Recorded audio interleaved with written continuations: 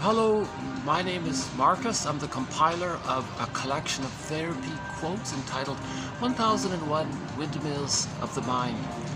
A collection of quotes taken from what's often called the psychodynamic or the psychoanalytic perspective, which long ago, as I understand it, was referred to by some as philosophical medicine. Because this perspective, if we can put words to our feelings, then we don't act out. If we don't have the words, then we may try to communicate what we're feeling through actions, and that's the problem. So the behavior, the acting out, is a communication. Someone called it action language. And that can be dysfunctional because how do we interpret someone's actions? Why don't they just say what it is that's on their mind? But they don't know what's on their mind. So the psychoanalytic perspective is to help a person to consciously know what's in their minds. Both minds, the unconscious mind and conscious mind, basically. There are various metaphors for the psychoanalytic perspective which have been presented in recent videos. I think the most recent one was the tectonic plates by Deborah Cabanis. Her example was, well, you look at all these beautiful scenes around you in the world, canyons and mountains and rolling hills and so much beauty around the world. She says that maybe it took millions and millions of years to create it. And what created it? Well, she says, well, maybe, according to her understanding of what the geologists are saying, according to her, geologists say that tectonic plates under the Earth's surface, deep in the surface, is causing these beautiful vistas. So we don't see what's going on underneath. So likewise with the person, they may behave expressing their feelings, but we don't see the feelings that's underneath. So we want to put words. Ultimately, the more words we have, the less likely we're going to act out, repeat. If we have words, then we have narrative truth. Then it's more likely for us to get our feelings. We feel, therefore we are. With trauma, we lose our feelings, so we want to get back to feelings. So how do we communicate that we are upset at that? We may act out, behave in an eccentric way, let's say. Or often it's not helpful, right? So another recent metaphor for the psychoanalytic perspective was the one about the painting. They said, well, you want to find an ancient painting and wipe off the grim and the grime over the years, but be careful and try to preserve the original painting. It was sort of similar. It reminded me of Lowald's metaphor of the sculptor. The sculptor has a vision of what he wants in the block of wood or in the block of ice or in the stone or whatever it is, and he just chips away the excess. So you have a vision of who we are meant to, of our true selves. You have a sense of our true selves. The therapist, the example was, Lowald was saying the therapist would have that. The therapist would have a sense of who they would have been had they been loved. So he has that vision of them. Now he chips away at the excess, meaning the rationalizations, the excuses that the person is clinging to remain loyal to the frustrating mother in the mind, still waiting for her love because he needs her love to know himself, but he's not getting it. He's a catch-22 and he hides it over with rationalizations to not be aware of it because it's too painful to admit the original pain of not being loved by the mother. If the baby's not loved by the mother, he feels shame and rage. That's the inferno scene, the hell scene, etc. So he doesn't want to feel some of that. So, but he's in a catch-22. The person who never got loved by the mother is gonna have a memory of her in his mind and be loyal to her. Now, however the baby, whatever the template the baby created in their mind, that's in the unconscious in response to the relationship with the mother. Okay, so that's called object relations theory. The study of the internalization of interpersonal relationships. They create a script, a blueprint, a schema, a CCRT, core conflictual relationship theme. Looks like a theater, a drama in there, right? So the more trauma it is, the more chaotic and the more there's a lot going on in unconscious, right?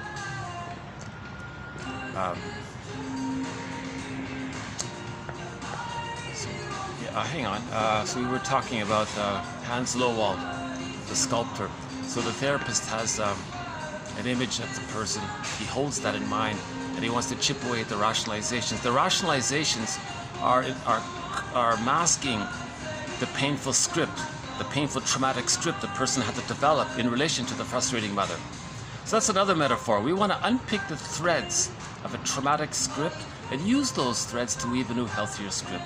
We began this series with Carl Menninger. Actually, in this video, we're going to refer back to Carl Menninger.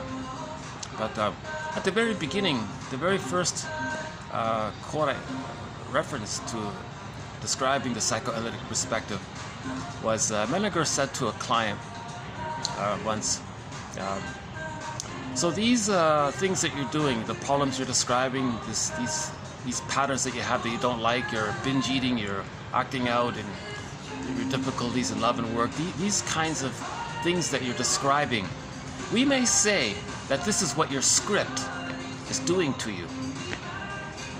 But let us, as a team, you and I together, let's see what we can do with that script.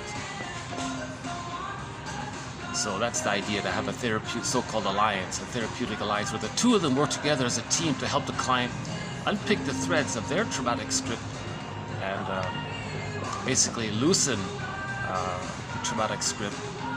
In the process, it's the grief work process.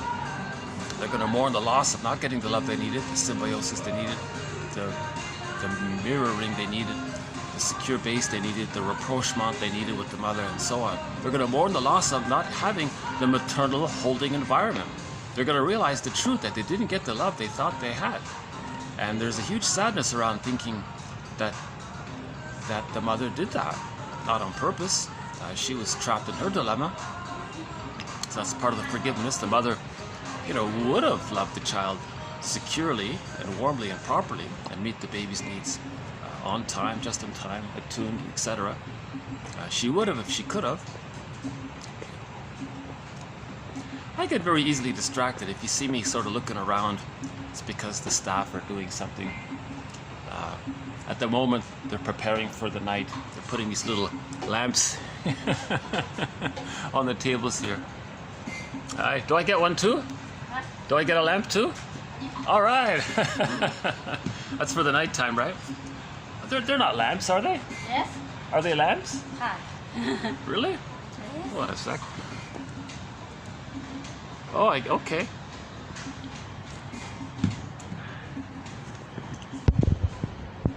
Are they really lamps? What are these things? Maybe it's just some kind of or maybe it just holds the candle on top, or maybe it's just a holder of some kind. Well, every table seems to have one now. I've never seen it before. Anyways, that's a symptom of my trauma. I get when I'm distracted, my mind wanders off, and then I forget what I was talking about. So,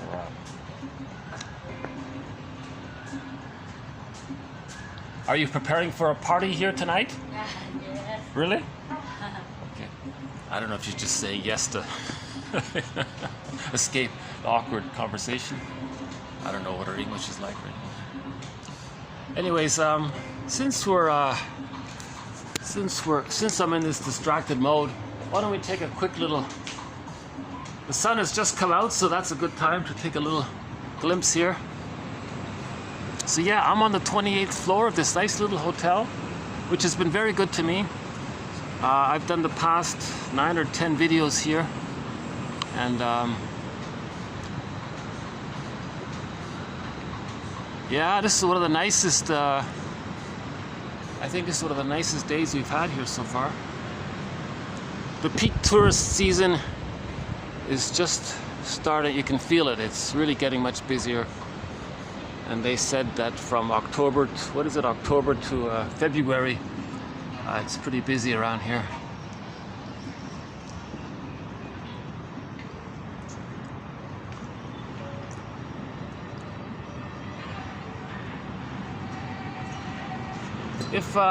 if some guests come here and I have to move from this nice little spot, I'll go back to my old spot. I'll show you my nice little original spot where we did the first few videos. So just give you a quick little tour here. See?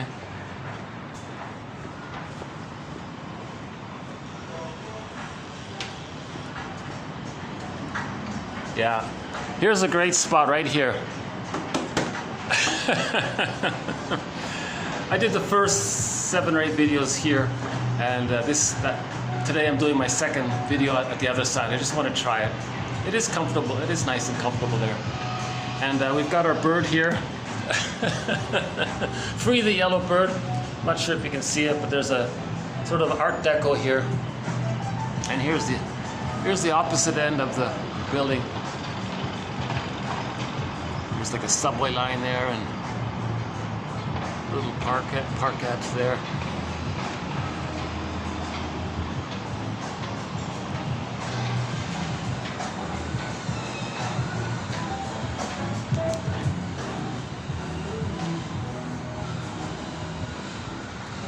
Yeah,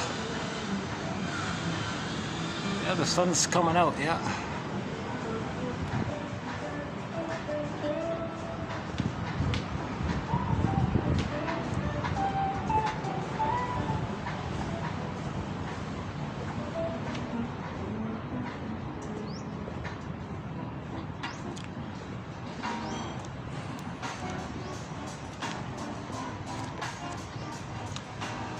So, where were we?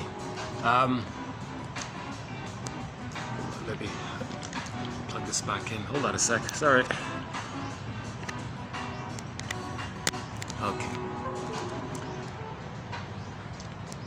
So, those just mentioned are a couple of the metaphors for the psychoanalytic perspective. We all know about the famous iceberg one. Edmund Burglar, his metaphor, briefly, he says, every neurotic is a music enthusiast. He loves music. The problem is he only has one record. One of those LP, long-playing vinyl music disc records. And he carries this one record with him everywhere he goes all the time. And each time he sees a new record player, meaning a new situation, he replays the past and the present. Now, what's on the record? He spins off that record. That's the traumatic script. He's replaying. That's the theory. When there's trauma, there's a traumatic script, and we keep replaying it over and over again, hoping to not feel so pained by it, hoping to maybe change it, to master it, to get a better outcome. They call it belated mastery. It doesn't work. It can never happen. Nobody in the present can be the breast mother, so you can't get a better. And it's past that critical time, and no one in the present can be the breast. It doesn't work. It's a secondary delusion, they said. But that's what dysfunction is. Dysfunction is a secondary delusion. We're trying to get the needs that we didn't get in the nursery still post age 5. We're still trying to get it. That's the issue of trauma. It causes psychic pain, emotional pain, and so that we're compelled to not feel that pain. So there's this drive to not feel it, or drive for healing. So the theory is the person's going to replay the scene with the mother in the present, using others to fill in as the mother or themselves, and they identify with the mother, and they see themselves, they can flip it around. They're trying to recreate the scene with the mother, somehow in some form in the present, to try to rework it and get a better outcome. Because of the timelessness of trauma in the unconscious, it's as if maybe they think we could somehow describe it as, from a conscious point of view, maybe they want to travel back in a time machine to the nursery, change it, get the love they needed, hop back in the time machine, travel back in the past, and feel healed, feel loved, present, and all. It's not going to work. You know. Now, without vocabulary about this, without some ideas and theories, for example, Paul Libby Russell, TQ 2119 to 29. It's a good starting point for repetition compulsion. See, without some theories and essays and discussion about it, we're not. In other words, if we're not conscious of it, we're going to repeat. Russell says we repeat because we're searching for memory.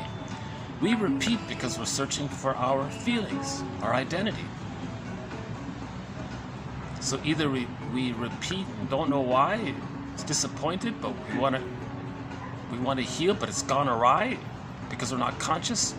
So to make healing not go awry, let's be conscious. Repetition, compulsion, repetitive attempt to bring the past in the present, or make the present a new edition of that kind of thing, a new edition of the past. That's a mirror, Russell said. That's a communication that there's trauma. So we're putting words to it now. Repetition, compulsion means trauma. It's synonymous with trauma, he says. And he says we repeat because we don't have our feelings. If we can get back our feelings, we're going to stop repeating. Now, how do we get back our feelings? Well, his theory is that the baby loses the safety with the mother. When the baby loses the safety, the basic trust is gone. He can't accept his feelings. He doesn't feel safe to have his feelings, so he squelches or represses or disassociates from or puts deep in his psyche his feelings, and he has no concept of his feelings. He's detached from his feelings somehow. So he buries his feelings in some way. So that's the trauma.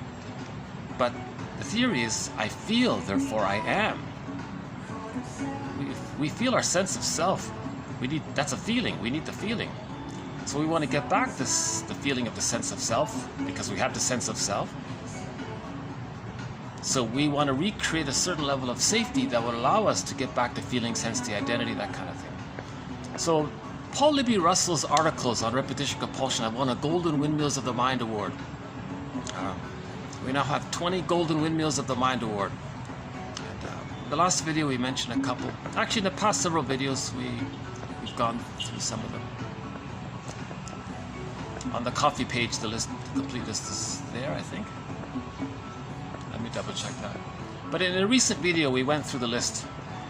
Bob's Enlarged Amygdala, The Odyssey, Loretta Bruning's trilogy, Philip Brownberg's trilogy, and so on. Laughlin's 2 books. Those are good ones, yeah. Yeah, it's hot. I got it. Yeah, I do feel today to be quite hot, yeah. Hold on a sec. You might see me perspiring a little bit here. Sorry about that.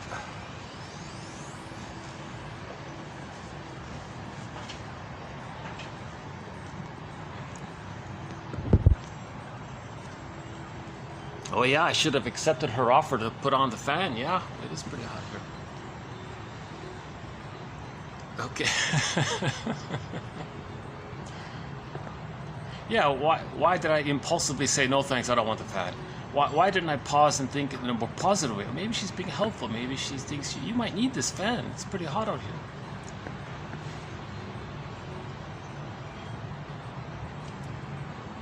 Can you see the crane? He's pulling up some concrete slabs or something. Yeah.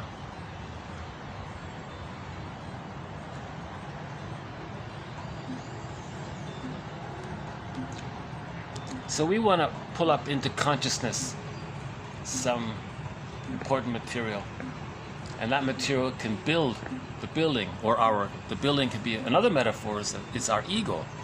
We need an ego to house ourselves. Robert Bly says everyone lives in a psychic house called the soul castle. Ithaca was the soul castle for Odysseus. And Menninger mentions the Odyssey, so we'll get to that here. In this video, we'll add a couple of quotes to our thread. Again, 50 threads, so one of our threads is Margaret Mahler's theory about the separation individuation process. Again, Mahler says that the psychological birth of the baby doesn't just automatically appear with the biological birth. Yes, so the baby has a biological birth. We can just, for fun, describe it as a hatching. The baby's in the womb like an egg. He hatches out. That's his biological birth. But humans come out too early, so they need an extended womb called the maternal holding environment. Okay, the mother's literally holding the baby and holding emotionally, seeing, mirroring, etc. So this is like an extended womb or a second womb. Now this period, for the first 4 to 5 months, this extended womb period, is often called the stage of social symbiosis.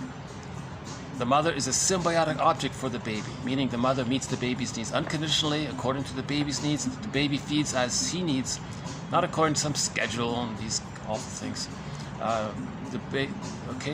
Sometimes the jargon is the mother is a self-object. That word self and object are printed as one word.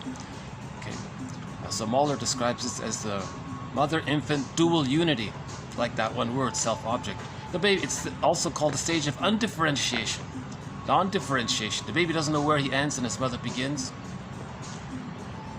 Just like in the womb, everything around the baby was to serve him. He had hallucinatory unconditional omnipotence. If he had some waste, it went through the vein in the cord, placenta metabolized it. He needs nurturance and love. The two veins bring from the placenta, from the mother through the placenta down the veins, the two veins into the child. So the baby, whatever he needs, he gets it. The theory is he thinks, geez, he's pretty amazing. Someone takes care of his elimination and something out there feeds him and nurses him. He doesn't have to ask. He doesn't have to make a request or something. It's just happening. Maybe he's a little god or something. Maybe he's so powerful. It's pretty. The baby feels omnipotent. Infantile megalomania, the theory is. I know it sounds odd. I sometimes grapple with it. Again, these are all hypotheses. So the baby doesn't have a sense that he's in his mother's womb, belly or uterus. He doesn't have a sense of separation between him and his mother. He thinks it's just him there. And all that around him is just to serve him. Sound familiar? That's the narcissistic pattern. They think everything is to serve them and they're so important. So that's like the baby mode. They're so important and everything's to serve them. Right? The baby doesn't have to love the other or say thank you to the other or have gratitude to... That's not there. Notice people with the narcissistic pattern don't have that either, basically, right? Others are utilitarian. It's just about them looking up for number one, they always say. And they easily shame others and think that's normal. That's what the baby does. The baby has to eliminate. Then the others, and then the person with the narcissistic pattern wants to coax others through their impression management and their taunting and all, and so on, to get others to still like them and respect them. So they have that kind of cake and eat it too thing going. Now the baby in the womb needs to have that cake and eat it too thing, you know. So that's the etiology of the narcissistic pattern. They're still sort of in that, operating out of that prototype, where the first object is the cord and the placenta and the things that it does for the baby. Then it's the breast, okay? So, hold on, let me wipe off some perspiration here. Yeah, wow, this is the hottest day here, yeah.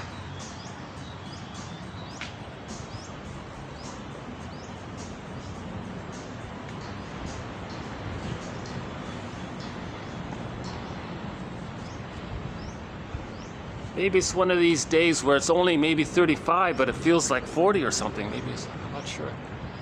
I haven't checked the weather report yet.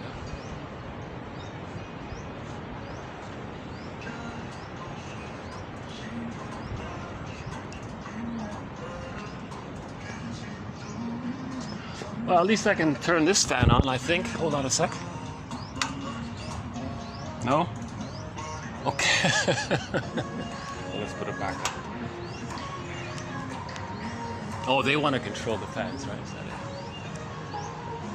Okay. Well, never mind the embarrassment on my end if I'm perspiring. I want to get these quotes out there. Again, all of the quotes to 1001 Windmills of the Mind are posted in these videos. You just click the more link there. You'll see all of the quotes.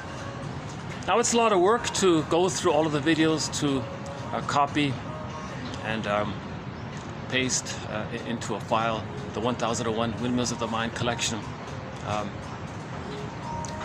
that's one way to get 1001 Windmills of the Mind. There are now 2,258 therapy quotes. The better way, I highly recommend, is the coffee page. You get the complete file Now, the complete file of 1001 Windmills of the Mind is not only the 2,258 therapy quotes, plus there's another bonus 2,000 plus quotes in the honorable mention pile. For example, and yesterday we talked about the Boston Globe article, the guy's rant about the baby boomers. That would be like an interesting quote, but it's not really a TQ quote. For something to be a TQ quote, as much as possible, it has to fit Grice's formula. Grice says that the best communication, according to him, is that his model is quality. Does it answer? Does it teach? Is there quality?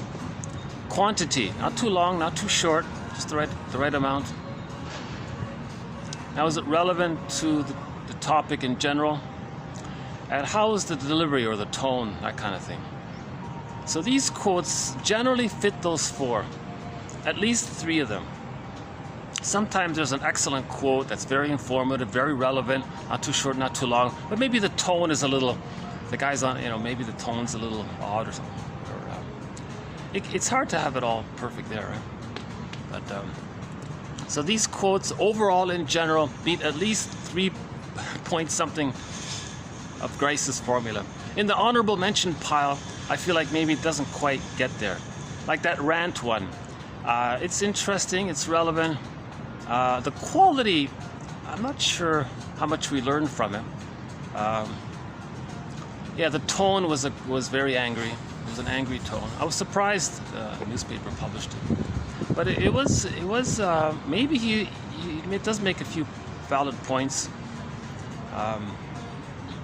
All this unearned income and this, I don't know, 200, all these instant million.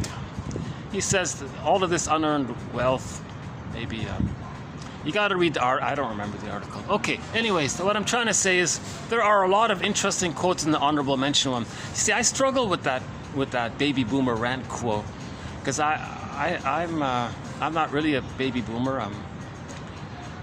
I count in the Generation X category, they say, but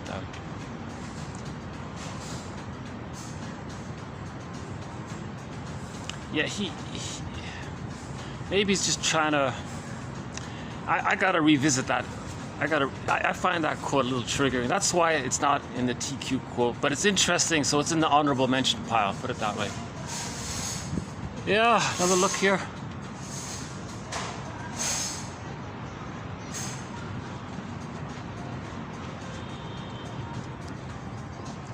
A third way to get the collection is through the Twitter page, but that's a lot of work, and often it doesn't appear when you type in the dates.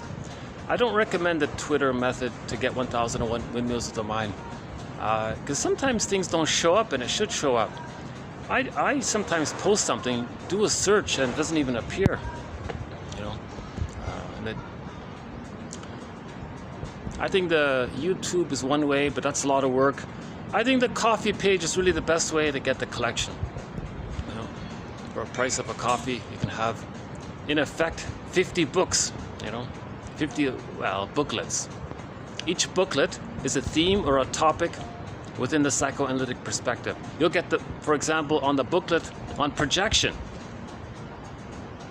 where we attribute something about ourselves that we don't know outwardly, and say that the outward person or thing or something, fill in the blank, possesses the traits about you that you don't know about or can't accept because it's too embarrassing. So you say someone else has it, but that's creating a mirror, back to Laughlin, that's called a mirror defense. You look in the mirror and see that it's within. So projection is the means of bringing repressed material to consciousness. Okay?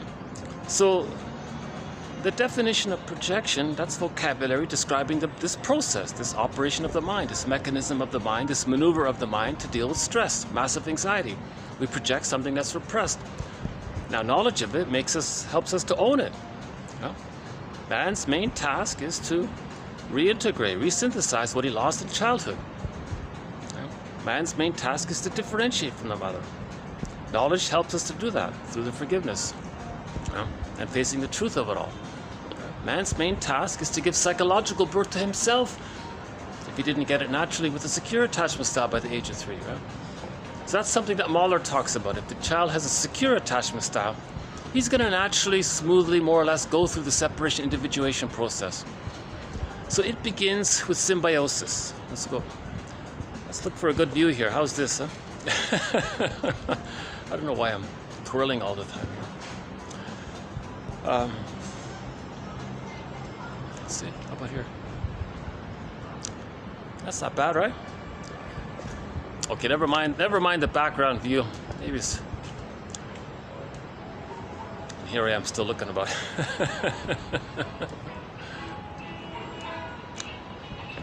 So back to the quote about symbiosis. The baby needs an extended womb called a maternal holding environment. Sometimes called the psychological egg, because now we're talking about the psychological birth. He got the biological birth, he hatched out, he's born, that's his biological birth. What about a psychological birth? Well, in this extended womb, we sometimes call it, not only for his biology development, obviously, but because now we're talking about the psychological birth, we call it the psychological egg. Now the baby has to enter into the psychological egg. Now the key point here, if he doesn't enter into this egg, this holding maternal environment, stage of fusion, stage of undifferentiation, stage of symbiosis, this maternal, Mahler calls it the maternal infant dual unity. It's a Garden of Eden feeling. It's the Wakonda. It's the manna. It's a blissful feeling. The oceanic oneness, the oceanic bliss. This heavenly Garden of Eden, Shambhala, Shangri-La. This any kind of heavenly, beautiful garden-like place like Shangri-La or and the other ones. You know, Garden of Eden. All of these Garden of Eden images, paradise and paradise, right? So the baby feels this paradise in the womb, and in the extended womb, he still feels this paradise. Right? The baby's meant to get this extended paradise. Right? Where he's a little god, it's all about him. He's in this blissful condition. Apparently he's very happy, no stress. Everything's taken care of him. He's a little god, little king, right?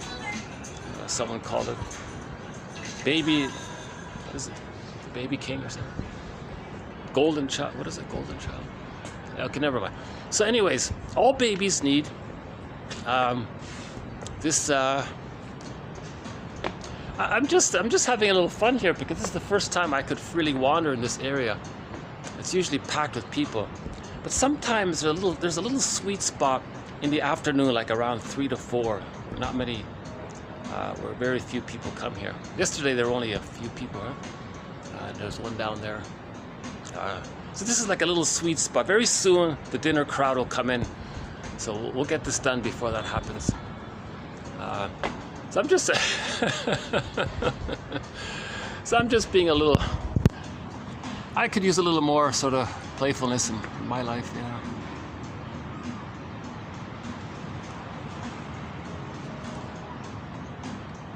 Geez, isn't that a nice little view there? How's that? Yeah. That's a nice little view. Yeah, that nice little penthouse apartment with the trees and the chairs up there, that's private. That's not a restaurant. I tried to visit there. Yeah.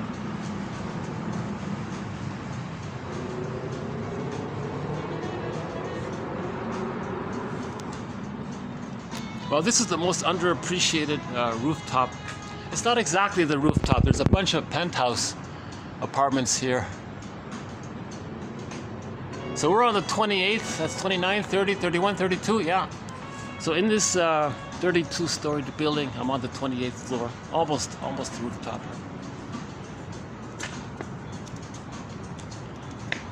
So think about it. The baby comes out of the womb. Let's say there's no prenatal distress syndrome. Now think about it. If there's prenatal distress syndrome, what's the baby's first object? As mentioned before, the baby's first object, again, that jargon, the object, just means whatever the baby's emotionally bonded to or whatever's emotionally important for a person. So the baby's first object is that cord and the placenta in the womb environment, right? So the baby's relating to the rhythm, the flow in the cord, and the heart beats around. And so the theory is the cord and the placenta are sort of the baby's first object as a guesstimate. one sort of support for this is that if the baby's traumatized in the womb, how do we face this later on? We don't know. How do we describe that? Well, Dante depicted it by providing the image of the theories, like hypotheses, okay, from our thread on the psychology and interpretation of myths and fairy tales, that's Mr. Dis. So if you take the cord, remember there's one vein going up from the baby to the placenta, to the mother. That's for his eliminate, and two veins coming down. That's for the nurturers from the mother to the child. So there's three veins within the cord. Three veins within the cord. Now there's the placenta. That's the baby's first object. That's the baby's first emotionally important attachment, right? Approximately. Now, if there's trauma there, how do we depict that? That's Mr. Dis. Okay, so in the hell scene, it's the monster with the body, the placenta, and the three long necks, the Loch Ness monsters, right? So three Loch Ness monsters for the three veins bundled together, that kind of thing.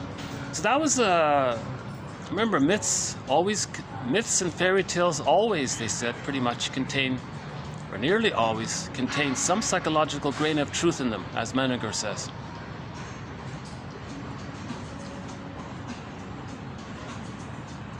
Oh, if you want to see the menu, just scan.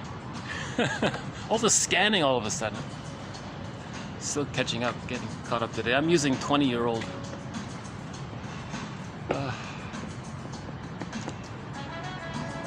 So that was sort of an attempt to describe, validate, be a carrying witness to somehow uncannily think, what is this monster in this hell scene? Now hell is the emotion of shame. The baby's shamed and enraged, so he's in the womb. He's enraged. That's the hell scene. The baby's furious at all of the stress taking place in the womb. The mother goes to a heavy metal concert. The baby's kicking. He's very stressed out. He's kicking around. The baby kicking in the womb is not a sign he's going to be a famous soccer player or something like that, football player. He's distressed. The cord is wrapped around his neck. He's not breathing very well. That's why he's kicking. I'm not talking about the benign occasional little one. We're talking about the panic inside. So the baby's terrified inside. Right? It was very sad. We had a quote earlier where the woman said, "Hey everyone, check out Junior here in the inside. Feel my belly. He's going to be a soccer star." The woman was so disconnected to her own baby. The baby was fighting for his life. He was trying to untwist the cord because the mother's so stressed. The baby's kicking, and then the cord twists around him, and he doesn't breathe very well. And apparently, that kid had asthma for afterwards. I don't know if it got healed or not, but if there is prenatal distress syndrome, the problem with that is that it makes the child very sensitive to birth trauma at the time of birth, because he's already weakened by the time in the womb. What is it called? Kala. From the author of the book Knowledge of the Womb, he calls it the unwelcoming womb. Right? So if the child came from an unwelcoming womb, he's already stressed out at the time of birth. He doesn't have the strength to deal with birth trauma, so he's more susceptible to receiving birth trauma. How's this view here? Maybe I should just stay put for a while. I don't know if it's helping that if I wander around or if it's distracting.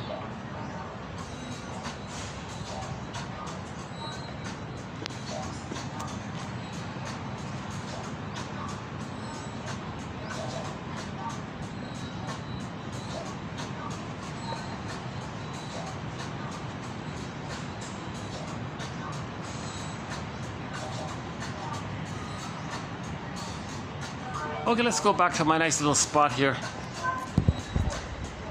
Maybe it's better if I just sit down.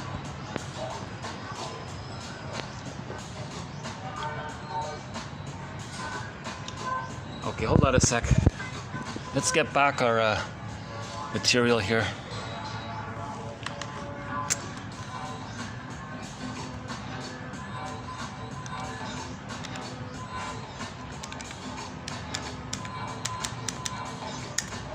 Okay, here we go.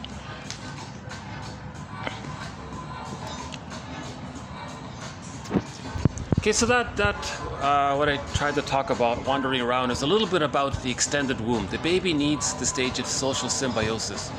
If he doesn't get it, if he doesn't enter into it, various difficult personality patterns can spring forth from that. One of them being the bully pattern, or the hostile, provocative attachment style, or as Karen Horney, one of our mentors, calls it, the aggressiveness, vindictiveness pattern. Why is the bully pattern? What's he communicating? Doesn't have words for it, but he's trying to communicate through his bullying behavior. What's he trying to communicate? Well, we have a quote about that. It says he's trying to communicate that he didn't enter into the symbiosis with the mother. Or another quote was he was prematurely ejected out of the egg. He wasn't ready to hatch. He was prematurely hatched out of that egg. The baby has to be in the egg for between 3 and 7 months, depending on each case. Mahler says the average is 4 to 5 months. Now, a lot of babies don't even really enter into the egg. Now, other things develop cognitively, their motor skills develop, the body develops, other aspects of the mind develop, but emotionally he wasn't ready. So now he's operating out of this emotionality. He doesn't have, okay? So that's a trauma. Now, the emotionality is now going to be the puppet master. So he's going to want to try to still get what he didn't get, so he doesn't feel so shamed and pained by not getting the maternal holding environment. So he wants to force someone else. That's the bullying. He wants to coax, taunt, harass, bully, scare, whatever tactics he comes up with to force a negative symbiosis with someone else. He wants a lackey to be at his beck and call, do what he wants, respond to him. You know, all these things about, he says jump, he says how high, or the shoe shine, all these kinds of things. Holding the bully's coat or something like that, whatever it is, right? So he's looking for lackeys. He's not going to love them, or he doesn't care. It's nothing like that. He wants another person to be at his beck and call. That's his attempt to communicate to his mother in the mind. Look, mother in the mind, you see how I forced this other person to respond to me? Well, I'm showing you that when I was a baby, I needed you to respond to me. Now this is unsatisfactory here, but I got to have an attachment. Now again, all babies need the attachment. Life force is object seeking, so all of his energy is to have that attachment with somebody. Now the lackey can't do it. The lackey's not the breast mother, it's not the placenta, it's not the breast. It can't do it, right? No matter. So he's angry at the lackey. He hates the lackey. He's very disappointed with the lackey, right? If the person with the bully pattern marries sort of someone with the codependent pattern, you know, they're always pleasing and trying to save everybody and all this. He hates her. He'll hate her, or she'll hate him. It doesn't work. But he needs him superficially to not feel the abandonment depression that he felt as a baby. That's his unconscious memory. That's the puppet master in there. So he doesn't want to feel what he couldn't feel. So he's in a secondary delusion, still chasing what he needed. He's still chasing for a symbolic breast mother through the lackey or codependent or so on, right? And that's why they're so demanding and rude and crude, and they want to shock others and scare them and draw their attention, and then he calls himself drawing their attention. They're responding to him. That's a connection to him. So he's using power and control. Now he's angry. So there's Dreikers calls it. So that's the vindictiveness part by Karen Horney, and Rudolf Dreikers calls it the revenge part of the bully pattern. He just wants the energy and the connection, that kind of thing. So that's one theory about the bully pattern. They're trying to communicate that they didn't get the stage of symbiosis with the mother, and they're trying to communicate it by forcing others to symbolically play that role, but they can't. But they're trying to communicate it. Now, if they can be aware of their behavior, that's a mirror for them to know that they didn't get their symbiotic needs met. That's how they can heal, right? Through the awareness that they didn't. So now they gotta go on the journey of being a detective with the mother. What happened to her? What was her dilemma? Got to face the truth. The truth will upset you free. It's not easy. Mothers will deny it, and they've identified with the aggressor. Their attitude is going to be very similar to the abusive unavailable mother. Right? So you might even, it's hard, right? So that's just one of the patterns that spring forth based on if the baby doesn't enter into the psychological egg, the bully pattern. Now, if it's very detached, now in a way, the bully pattern has some kind of hope, right? Through his aggressive behavior there is a kind of hope. It's misguided, it's not going to work, but you can still say there's some kind of hope. He has the positive intention to communicate what he needed. So there's a kind of hope in that somehow.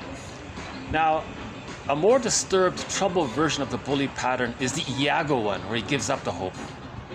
Now he's very detached, and all he cares about is getting to stress relief. So he's the one that spreads rumors around to get others against themselves. Because all he has is envy. He doesn't have the hope. He just has envy. The bully pattern, it's hate, greed, envy, spite, vindictiveness, power, and control, revenge, schadenfreude, all of that. The Iago pattern is similar. It's sort of the introverted version of the bully pattern. See, on the Enneagram, remember yesterday, I mentioned in the last video with Michael J. Goldberg's book about the 9 ways of working, about the lines. He talks about the lines. Now, there's a line between the 5 and the 8. Now, if you look at the unhealthy 5, that links to the unhealthy 8. Okay? So the unhealthy 8 is an expression of the unhealthy 5 underneath. So if a person has the Iago pattern, the unhealthy 5, the schizoid, they want someone else to act out what they can't act out. So they're like an extension of them. They're doing what, in other words, the 8 is doing what the 5 wish they could do, kind of thing. So the 8 is doing what the 5 would like to do, so to speak. So they're getting the 8. So there's a link there. Now, if a person with the bully pattern has more stress, he may regress to the schizoidal pattern, look like the 5. Now, so when the 5 feels safe, he becomes more aggressive. When the bully pattern 8, when the person with the bully pattern or the person with the Enneagram type 8 pattern, if he feels stressed, he's gonna, along that line there, he's gonna act like the 5. So there's about the lines there. So it's a key, interesting observation that thousands of years ago, people noticed a line between the 5 and the 8. And there are other lines throughout the Enneagram. Well, commonly you see this, I notice in schools, the principal will be kind of detached and aloof, and the vice principal will be the tough, aggressive one. The muscle for the principal or something. So that's just a little bit about the bully. How are we doing here?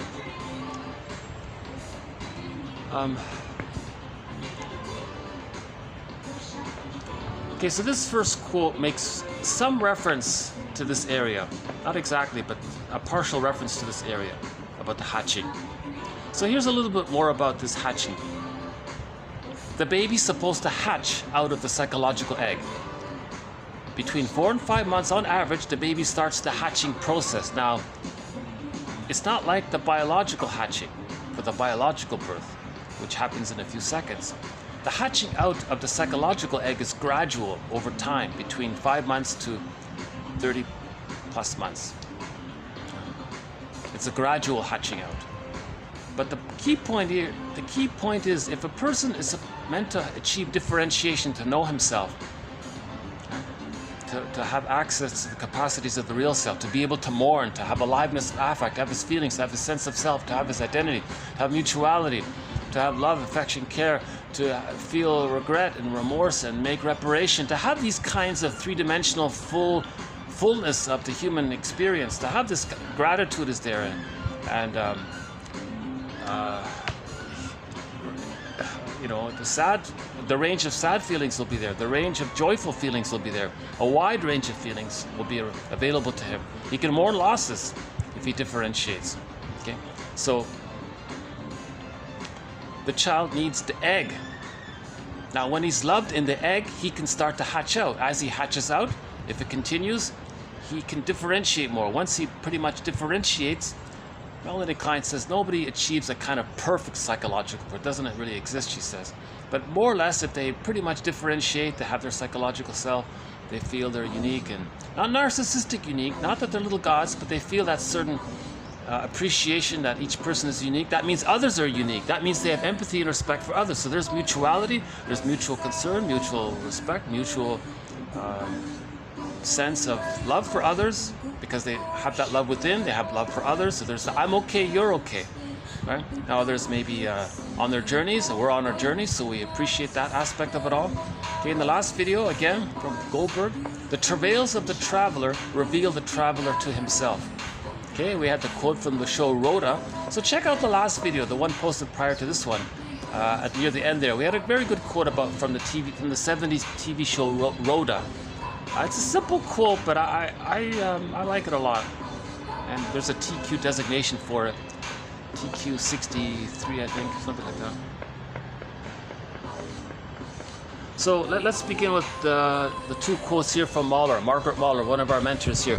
The maturational spurt of locomotor and other autonomous ego functions, if it takes place concomitantly with a lag in their emotional readiness to function separately from the mother, produces a kind of panic for the child. Now, acute or insidious panic, okay, so the organism, the person, sometimes the jargon is the organism. There's an organism distress or something. The whole body, the whole psyche, body, the whole system, the whole organism, there's a certain insidious or acute distress that takes place with concomitant inability to have the benefits of receiving mother's love. They can't use the mother as a surrogate ego or an auxiliary ego or as an external organizer for the baby. And because of that, this arrests structuralization of the ego. Okay, now the ego becomes the unconscious ego. It's submerged in the unconscious. Okay, so now so there's a trauma there to lose your own consciousness, much of your ability to be conscious. Now, the maturational spurt, she says, presumably occurs within the age span after the infant, quote, hatches. Okay? Hatches. Okay? If he hatches at all, there's a key point here. If he even hatches at all from the symbiotic dual unity stage with the mother. So there's a key point here. If the baby even hatches at all. Let's say he doesn't hatch because he never entered into it. Now there's autonomous development taking place with the baby. He's physically getting taller, he's getting motor skills, he's getting all these new other ego functions. He can do math and science. He has these other ego capacities for knowledge and reading. He's developing in these other areas, but he wasn't emotionally ready yet for that. So there's the split there. He wasn't emotionally ready to leave the egg. So in the bully pattern, he may have been prematurely ejected. He wasn't emotionally ready. So there's and this maturational spurt, they said, happens pretty much when the baby starts walking. So after he's crawling, then he starts to walk. Wow, now he's walking. He has this new powers. Love affair with the world, they say. The world is my oyster. Now the child's running around with these new grand powers. But emotionally, he wasn't even ready for it. But he's got all these new powers. Right? So there's a kind of a issue here with this. That the emotionality, the child needs to feel emotionally ready to accept what he's going through. He's going through these changes. But is he emotionally ready yet? Now, if he wasn't loved, he's not emotionally ready. So if he's not emotionally ready yet, he's going to still cling to the rejecting mother with inside. So he goes through life with it being, quote, psychically married to mom. Now, it's a rejecting mom. Okay, see the last video about that, the rejecting mom, the mom image. He's bonded to a rejecting mom image inside. That means he's going to be dysfunctional and loyal to this rejecting mother. He can't love others because he's still in battle with this mother in the mind. He's in a catch-22. So that's the puppet master, this loyalty, right? Now he has all these other powers, but he's loyal to the mother of the mind. Think about the scientist, all these advanced cognitive abilities, but he's really he's being motivated by nursery issues, nursery time issues, revenge and anger at the mother, rage at the mother. She wants to show up the mother, he's still in battle with the mother in the mind. So that's the issue of wanting the emotions to develop, to correspond to the child's growing in other areas. The child needs to emotionally be ready for it. Maybe in the simplest terms, we can say, let's say you're learning a new skill or something. Let's say you've never ridden a motorcycle before. It's your first time. Are you emotionally ready? No, maybe you have no lessons. Someone just throws you on it and doesn't give you any instructions. You're not ready. You have this powerful machine, but you don't know anything about it and you're not ready for it. You try to ride it and you might fall down, maybe, something like that. Maybe not, not a good example.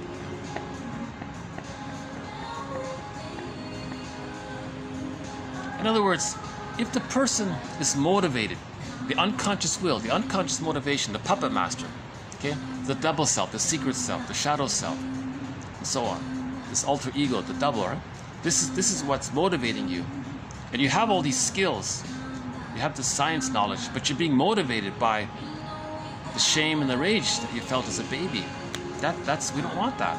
The science is meant to serve and contribute. Menninger says that. He says science shouldn't be to be used in a wrong way. Science is meant to serve people and help people. He says we got to spend more time using science to understand ourselves. That's what's sort of a little bit we're kind of short on in this area, right? So Rinsley says this. Why Rinsley and Masterson as well make this point, that some mothers do a little sneaky thing to the child. They say, all right, child, you're growing up, but I don't want you to leave me. I don't want you to be too autonomous and know yourself and not need me. No way. And you're going to marry and love her and forget about me. No. And some mothers say, don't say that. I'll support you in your schooling and all that on the condition. So she communicates this somehow. On the condition you stay married to me psychologically, that I'm always your number one. And you're going to come to me if you have a problem. You're going to need me and depend on me. And you're going to run to me. And I like that. Because the mother is covertly using the child as a partner for her or as a parent for her. Right? So that's how there's a split between a person's emotional development, which is arrested by a mother doing this, childhood partnerification, childhood parentification. The mother doing this has what's called the Jocasta style of parenting. If it's a daughter, she has the electric complex, the over-attachment to the negative. If it's a son, we just say he has a mother complex. Right? So Rinsley talks, we mentioned Rinsley yesterday, so here's another reference to Rinsley, Masterson's buddy, colleague there, about why there's a gap between cognitive scientific development for a person, but he's still married to mom and can't love another woman, and those kinds of things, right? He may be a playboy or a Don Juan, or can't love another.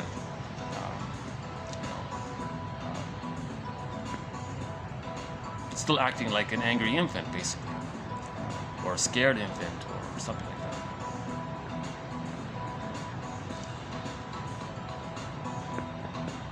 So I'm just glad that we have this here. If he hatches at all. Now, if he doesn't hatch,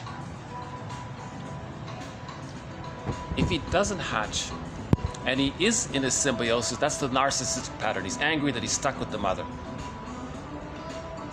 Again, as Fairbairn says, why would a person still be too loyal to the memory of the mother in a mind if the mother was so abusive to him? Why would he stay loyal to that? Why is he stuck there? Fairbairn says it simply. Well, think about it. The more mother's love isn't available, the more the baby needs her love. And the more unavailable it is, the more he needs the missing love. The more he needs her. So that causes an over-tightness of the self-concept and the other concept. The fusion is still there, the blurring is still there, he can't differentiate. That's the problem, he can't differentiate. He still needs the mother. Now, he may do a very drastic, desperate maneuver. He may just totally give himself up. Okay? So his true self becomes the hungry, enraged, empty part self, which he sees onto others and says others are no good. He identifies with the aggressor. Now the aggressor, he has to hallucinate is all good so he can feed, so that he thinks he's so good now, preserving his infantile megalomania. The ego ideal is still there. Remember, the infantile megalomania is meant to dissipate when he's loved, but if he's not loved, he takes refuge in this grandiose part self. The grandiose is so important, all about him. So he thinks he's okay and others are not okay. That's a sign of severe trauma. The mindset of I'm okay, you're not okay, that's a sign of more severe trauma. Right? That's the most, now the I'm okay, you're not okay, the Iago one, that's even worse. That's the worst of the, slightly a variation of it, but I think it's more worse, that one.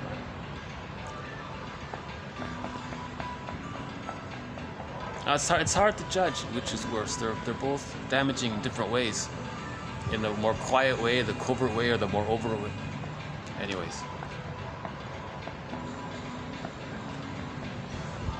Okay, so if the person identifies with the aggressor, he's engaged in what's called, what Edmund Burglar refers to as a negative magic gesture.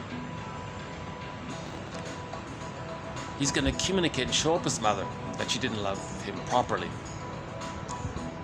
How does he do it? He is her, so he's going to act like her toward him, towards others. In other words, what the mother did to him. Manipulated him, exploited him, used him, cheated him, lied to him, etc., etc. All those things that the narcissistic pattern, the person with the narcissistic pattern does. He's going to do those things to others to communicate that his mother did those things to him. So remember, his subjectivity is he's acting, he doesn't have words. We want to put words to it so he can stop acting it.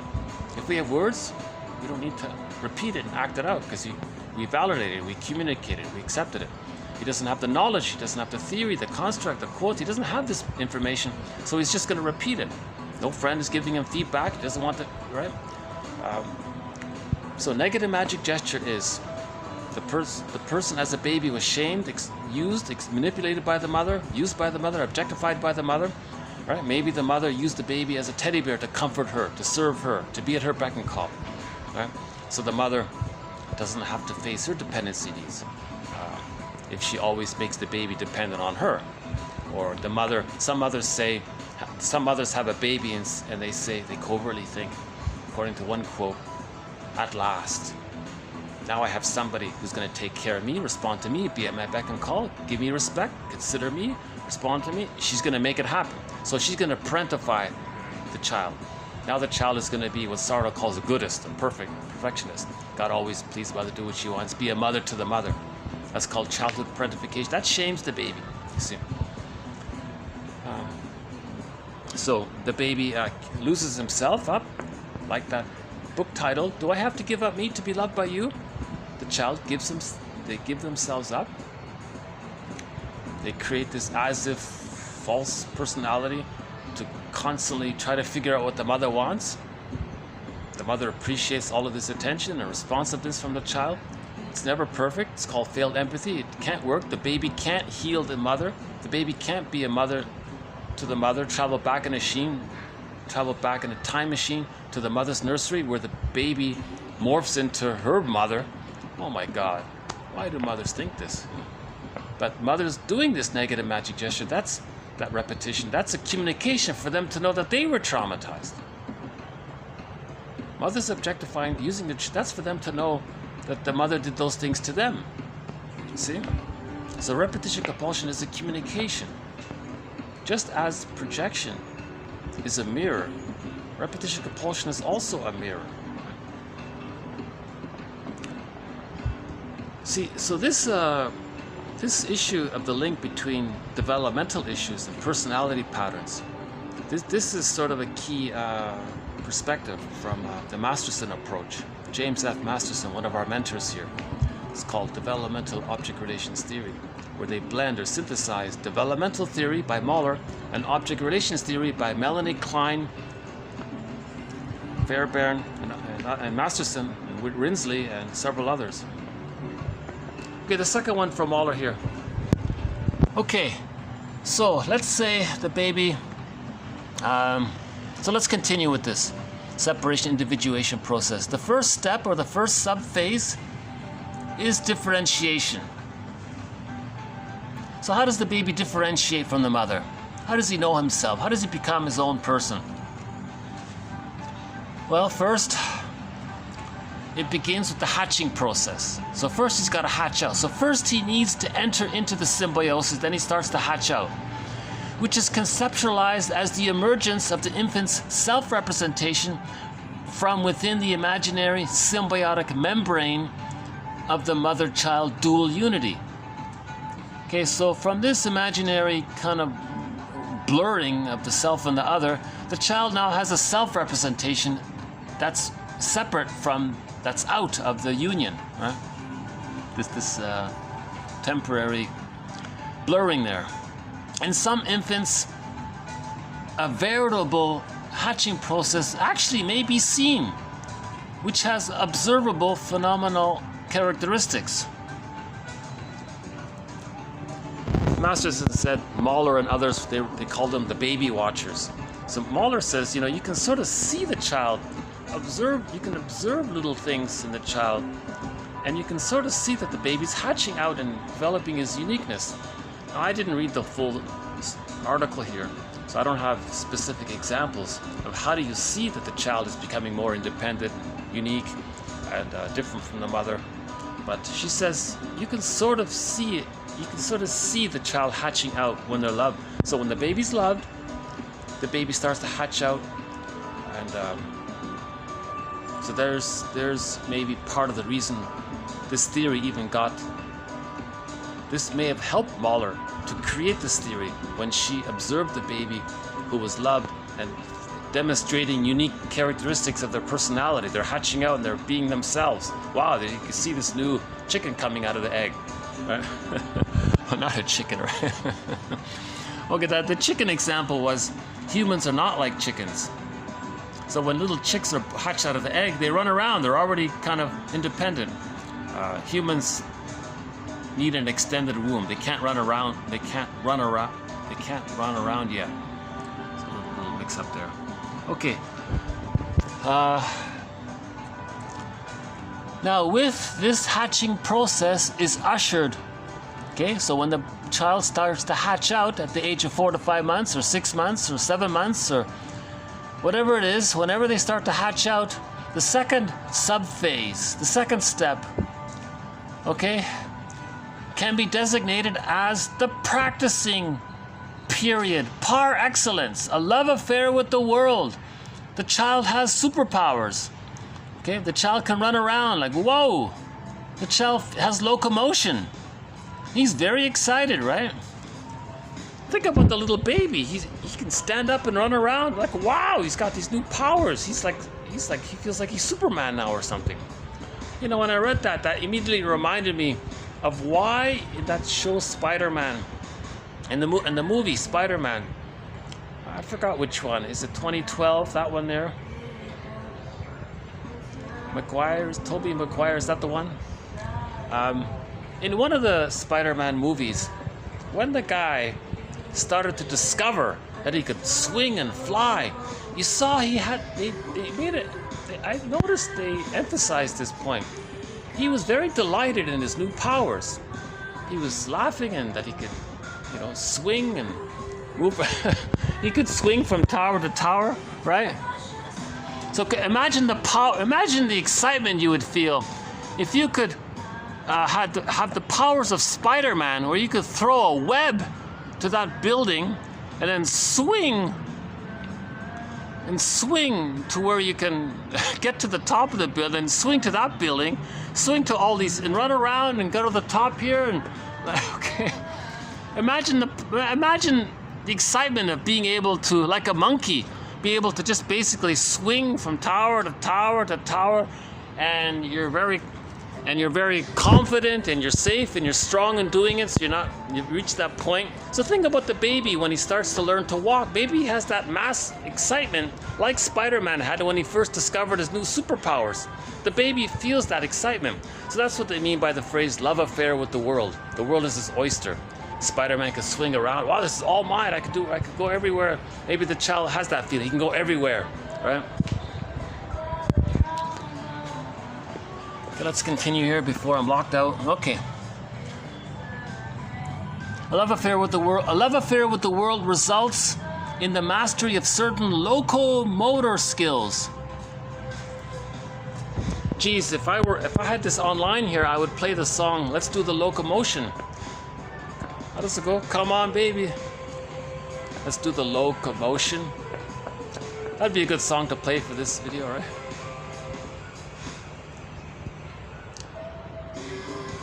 If I remember at the end of the video, I'll ask for the Wi-Fi code here. Maybe we can play it.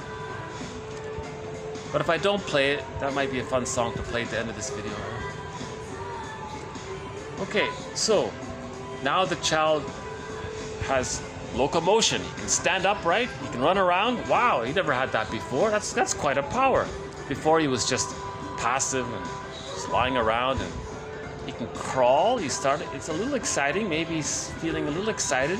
I think a good movie for that phase is the movie called Baby's Day Out. The baby was kind of delighted. So you can see a glimpse of that love affair with the world. The baby was crawling around, he was laughing throughout the whole movie, he was giggling and laughing throughout the whole movie, climbing elevators and going down things, and he was going everywhere. He was very excited, right? So the world was his oyster. That's a good example of the point we're making here, the movie Baby's Day Out. It's a simple little kids movie or a family movie. Actually, that other movie I made reference to, The Gods Must Be Crazy 4, the one filmed in Hong Kong, it a little bit reminded me of that because Ixao sometimes had that love affair. He had that excitement about seeing new things. There may have been a little reference there. I'm not sure. Okay, now along with the locomotor skills, cognitive capacities are developing and other autonomous or partial autonomous ego functions. Okay? So he can now use language, and he can learn to play games. He's got other cognitive capacities, right? Now you want his emotions to be ready for this, right? Okay, so in other words, the junior toddler is absorbed in his own narcissistic pleasures. All right, so he still thinks he's a little god. Okay, so the junior toddler is absorbed in his new powers, and he's in the stage of narcissism still. Right? The narcissism is still there up until 18 months, right? Now, at some point, he becomes increasingly aware of his separateness, and pari passu very much aware of his need for his mother's acceptance and renewed participation, that he's not a little god. Now we enter into the rapprochement subphase. Rapprochement is very important for laying the foundation of later health or dysfunction. Still recording here? How are we doing? So at some point, so let's say in the movie Baby's Day Out, we don't see it there, but at some point the baby's gonna realize, whoa, I can't do everything, I'm not a little god here. He's gonna panic and run to his mother. Hey mother, I'm starting to realize that it's not all about me, not everything's there to serve me, that there's, what's going on here, mother? So now he returns to his mother for rapprochement. It's called emotional refueling, they call it. Now this emotional refueling is not to reinforce the narcissism. Oh, just ignore it. You can preserve your narcissism. No. And it's not to regress back to the symbiosis. It's the opposite for both. The mother provides educational, fun, creative improv. So you had that experience. Well, here's how I would handle it. Do you want to know how I would handle it? Well, yeah. What would you do in that situation? Well, the mother would explain what she would do. So there's sort of a yes and feel to it, where the mother's like a coach, and she's sharing her knowledge, and the child is eager to learn, right? And the child is learning, making this transition out of the infantile megalomania to the mutuality of life. That's called the rapprochement phase. So this rapprochement phase, from 18 months to 36 months basically, is very key there. If the rapprochement phase doesn't take place, he's still stuck in the infantile megalomania, the narcissistic pattern. If he gets this rapprochement phase, where the mother is a secure base, there's improv, there's communicative matching, the mother sharing, coaching, these, and most important, accepting that the child is going to be psychologically autonomous. Because as Masterson and Rinsley and Mahler and others explain, some mothers get this woe feeling. Whoa, this child is going to be psychologically autonomous and not need me, really. Whoa. some others panic and manipulate the child and say, oh, yeah, well, you better just stay tied to me, and the mother's going to mislead the child, maybe even coax the child to fail, to make the child dependent on her. We have a quote about this, because for a while Odysseus was with Circe, and we could see a part of that. Remember in dreams and myths and fairy tales? So myths and fairy tales are meant to be treated like dreams. And in dreams and myths and fairy tales, there's condensation. So there's a condensation in that scene with Odysseus and Circe. One element of the condensation is that Circe was setting Odysseus up to fail. She made him dependent, and then narcissists would fail. Some mothers do that. They want their children to fail in life so that the child will always be dependent on the mother, because the mother's using the child as a... Oh, some crows here. I'm not sure what these little birds are.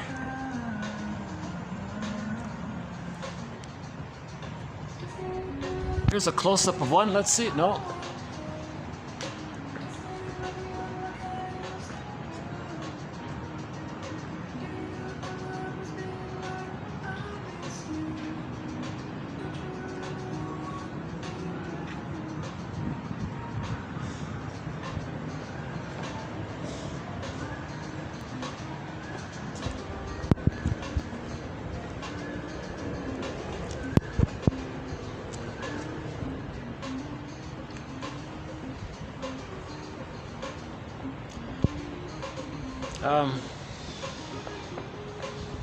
The next one here, so rapprochement. Rapprochement is very important for laying down the foundation of later mental health or dysfunction.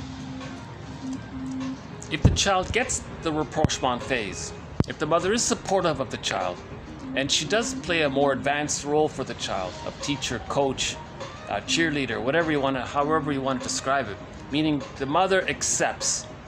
Okay, a little sadness for the mother. Oh boy, the child's going to be unique, not really need me. But she did her job. That's the essence of mothering, to have that, right? Not use the child in a lifelong curse for the child, where the child has to take care of the mother. Emotionally, we're talking about. We're not talking about, family arrangements, certain family arrangements. Remember, in certain families, they can all live under the same roof, but they could be psychologically autonomous. It has nothing to do with location. A lot of mother's sons can be far away in other places and still be mothers, tied to the mother still. Nothing to do with physical location, generally speaking.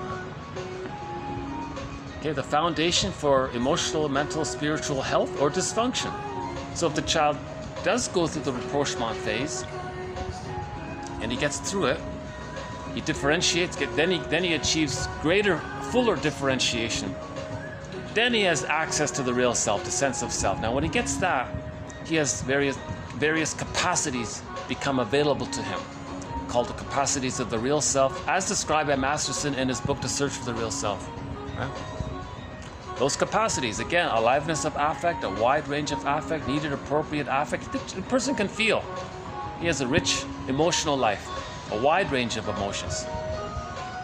A person who doesn't go through the rapprochement phase, a person who's still stuck in the symbiotic stage, it's just fear and anger, basically. Power, control, manic defense, that kind of thing. Okay, it looks like I'm gonna have to change my chair here. I've got some guests here. Okay,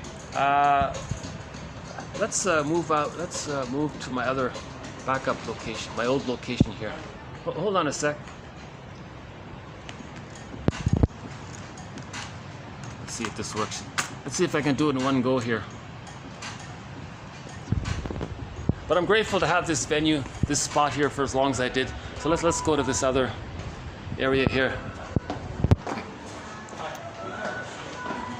Oh, sorry. There's one of the waitresses. I'm just moving to the other end there. I'm just gonna change my seat. I'm gonna go over here.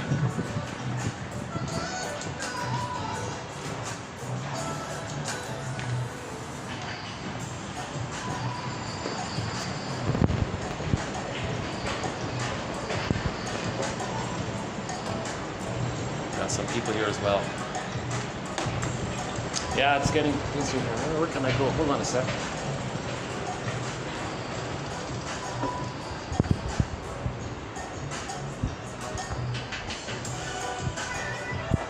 Well,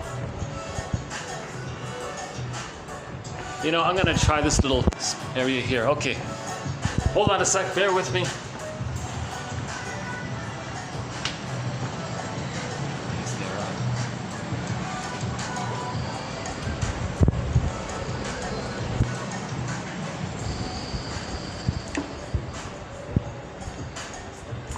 Yeah, I had this issue yesterday, right?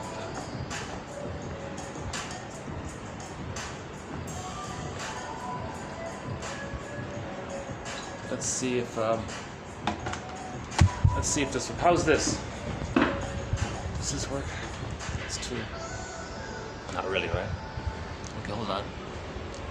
Problem is, if I go here, maybe the others can hear me. Okay, hold on. Let's move this up. Okay, sorry for the.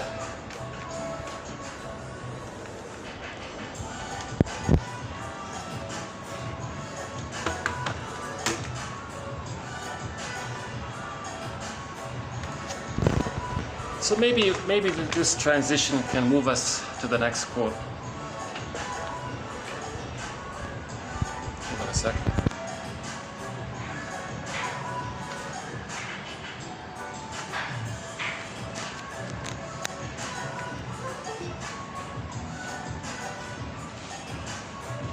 So the next quote is by Menninger, as mentioned earlier. So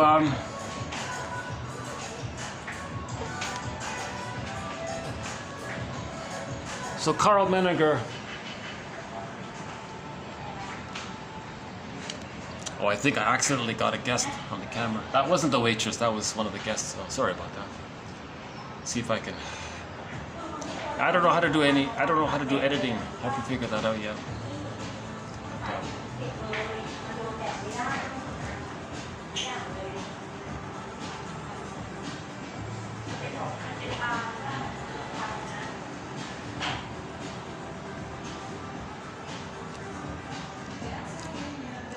Okay, let's do Carl Menninger. So remember, he's the guy that told the client, more or less, quote, your problems, your patterns, your dysfunction, your emotional eating, all these complaints that you're having, all these issues that you're having, we can say that this is what your script is doing to you.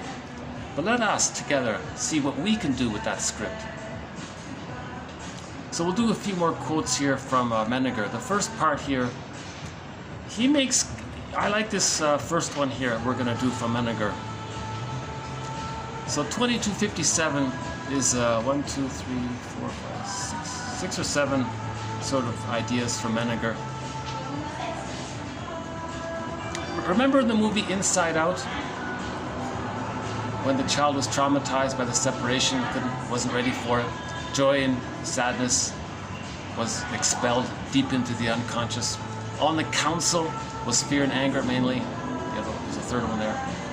But as he says here, fear and anger is the result that follows when there's too much fear. So they're blended together like that. So if you see somebody who's angry, the bully pattern, of course, the fear is overwhelming. So his point here is that they're kind of blurred, fear and anger. So I thought that was interesting. Okay. The human child usually begins his life in anger when he's born, birth trauma. Now wait a minute. It would perhaps be more accurate to say that fear is probably the first emotion experienced. Okay. Fear, incident. Fear being there in the process of birth. But apparently this fear in the process of being born for the baby is quickly superseded so far as we can judge by anger. So fear and hate are emotions so inexplicably fused and regularly associated that it is difficult to make useful distinctions.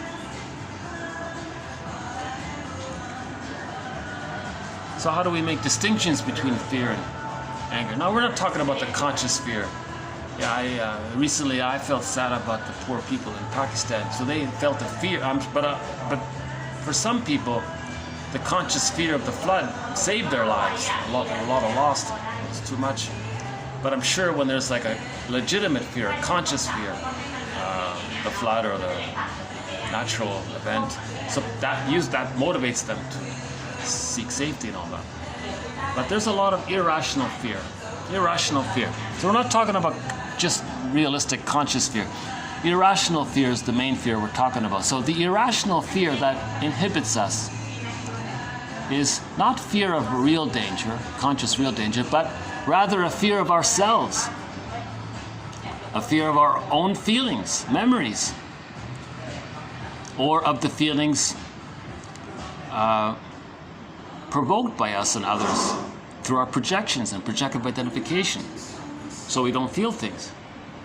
So a person with the bully pattern doesn't want to feel that he's shamed, so he's going to coax others to feel shame and rage. Now there's an irrational fear of the other. That person was benign, but the person projected their shame and rage onto others, coaxed others to demonstrate that, and now says they're dangerous or something. But it's not true, it's irrational. These kinds of things. Oh, hold on a sec. Might have to change again.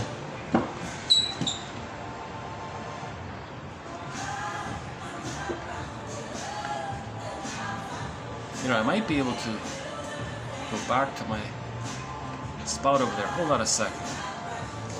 Let's see if this works. Okay, hold on a sec.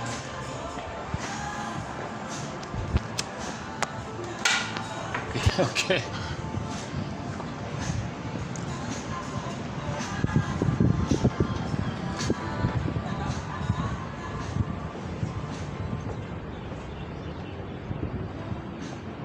No? Oh, so much for that idea. Oh yeah, it's getting busier. What time is it here? Hang on. 4:06 p.m.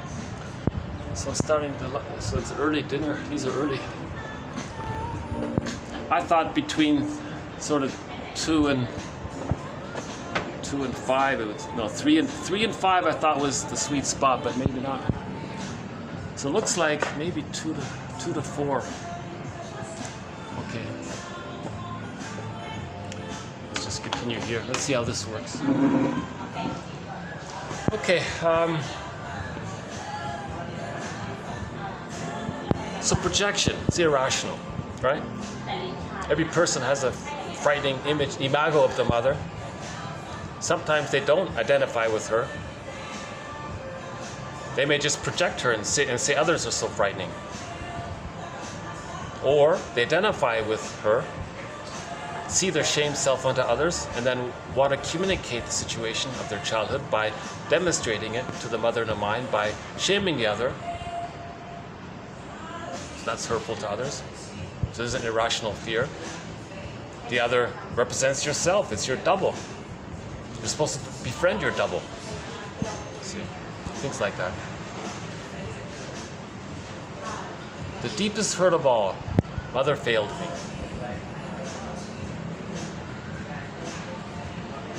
Consider this quote by Menninger.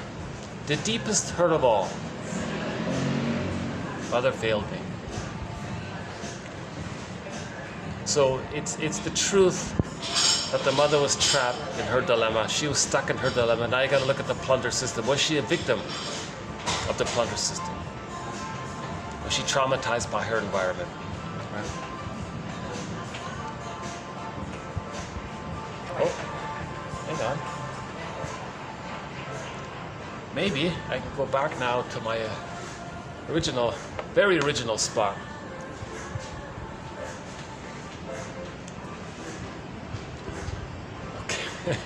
See, I don't want to interfere with the guests. I didn't realize the guests came in.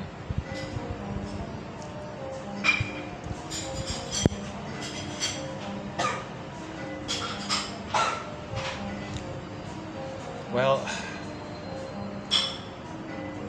I like this venue because it's one of the few very rare places where there weren't many people, but now it's the peak tourist season here. So it's starting to fill in.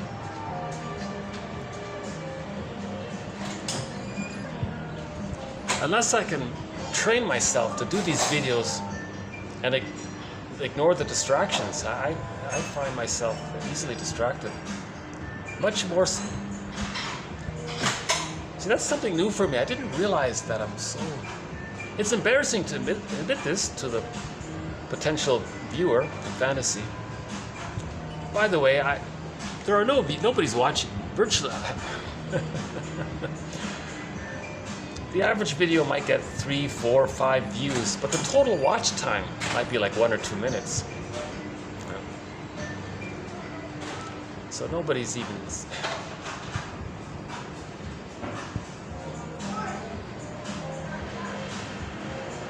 I guess I'm doing these videos with the fantasy that maybe this is important enough that this material will last. These quotes, Menninger's work. Here I am posting it in the year 2022. Margaret Mahler from the 50s. Here I am posting it. So this material, this psychoanalytic perspective has been around for thousands of years.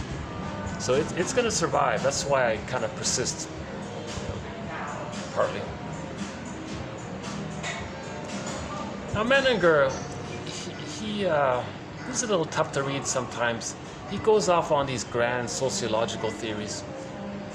And he was quoting another author who was trying to make the point that we need a balance with the mother. We can't just endlessly worship her and put her on pedestals and praise her. Yes, the baby, it's the most important object for the baby and how important the mother is. Yes, we praise her and all that. There's a lot of that going on, Mother's Day. There's a lot of, every day is like Mother's Day, every minute's like Mother's Day. We're constantly worshiping and celebrating the mother. Menninger was referencing this Ellis guy. He said, come on, let's have a little balance here. Let's work towards having a little balance here. So this Ellis guy was quoting some other people in the effort to have a little balance. So keep that in mind. And this was done a long time ago. So keep that in mind here with this next part. So many women say they want peace in the world. That's great. Okay. But these very same women in the sphere of education cannot give up those methods of force which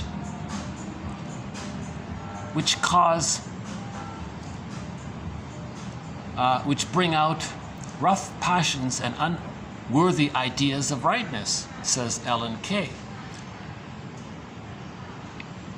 Now with the criminal, do we ask, how did he become a criminal? What was his mother like?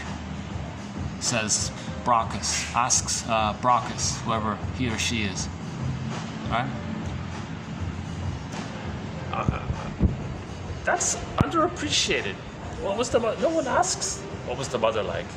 If someone is difficult, if someone has the bully pattern, the narcissistic pattern, what was the mother like? Let's not completely give endless, unconditional immunity to the mother. She's doing a lot of things. Of 10 blows which a child receives, 9 are from their mother, says T. Hippel. In that case, the family, the hell of the child, the home of all social vices, remarks Strindberg. Give me other mothers, and I will give you another world, St. Augustine. Again, Carl Menninger referencing H. Ellis.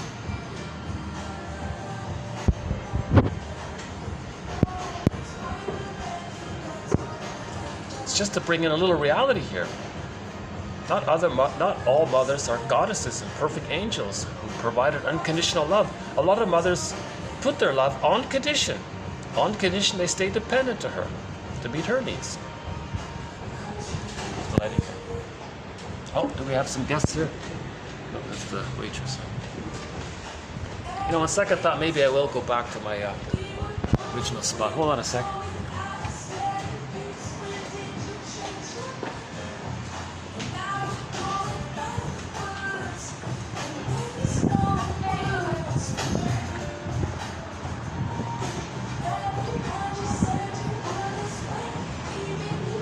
Okay, hi, thank you. Yep. Another peek at the bird here. Read the yellow bird. I guess I better get my other items here before.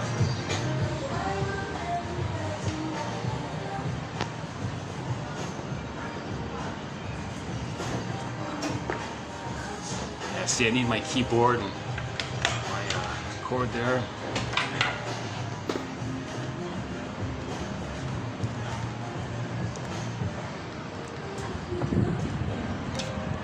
You know, this $20 keyboard has lasted me for over a decade.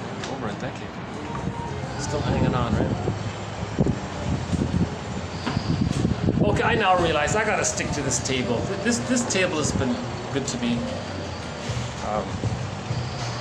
Hold on a second. Okay.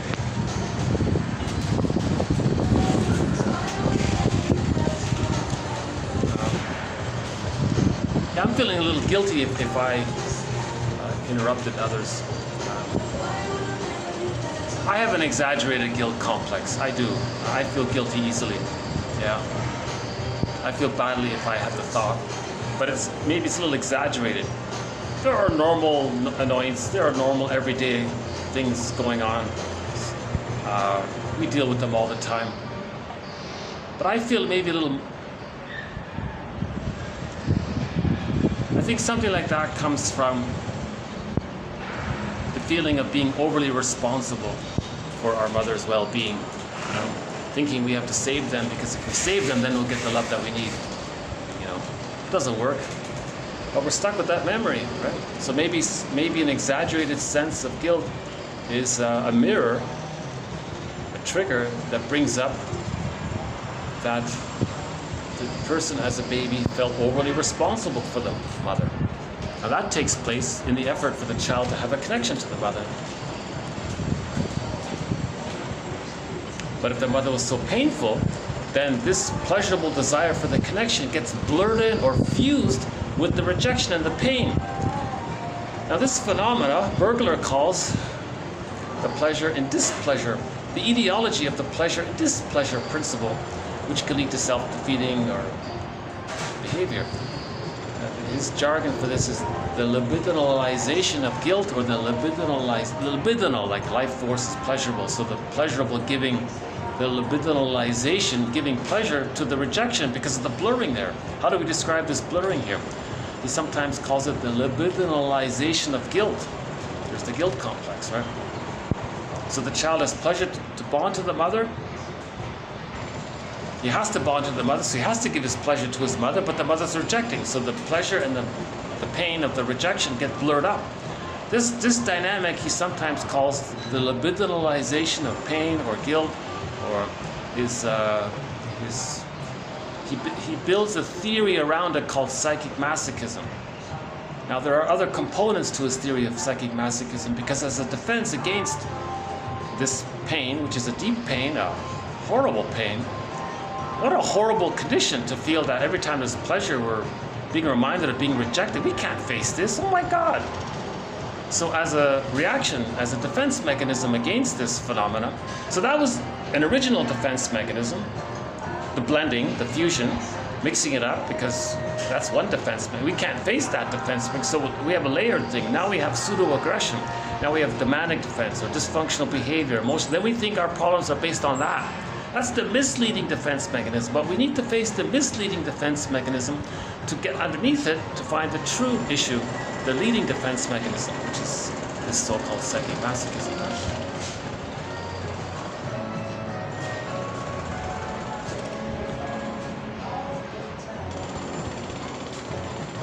Write us another book, said a thoughtful friend.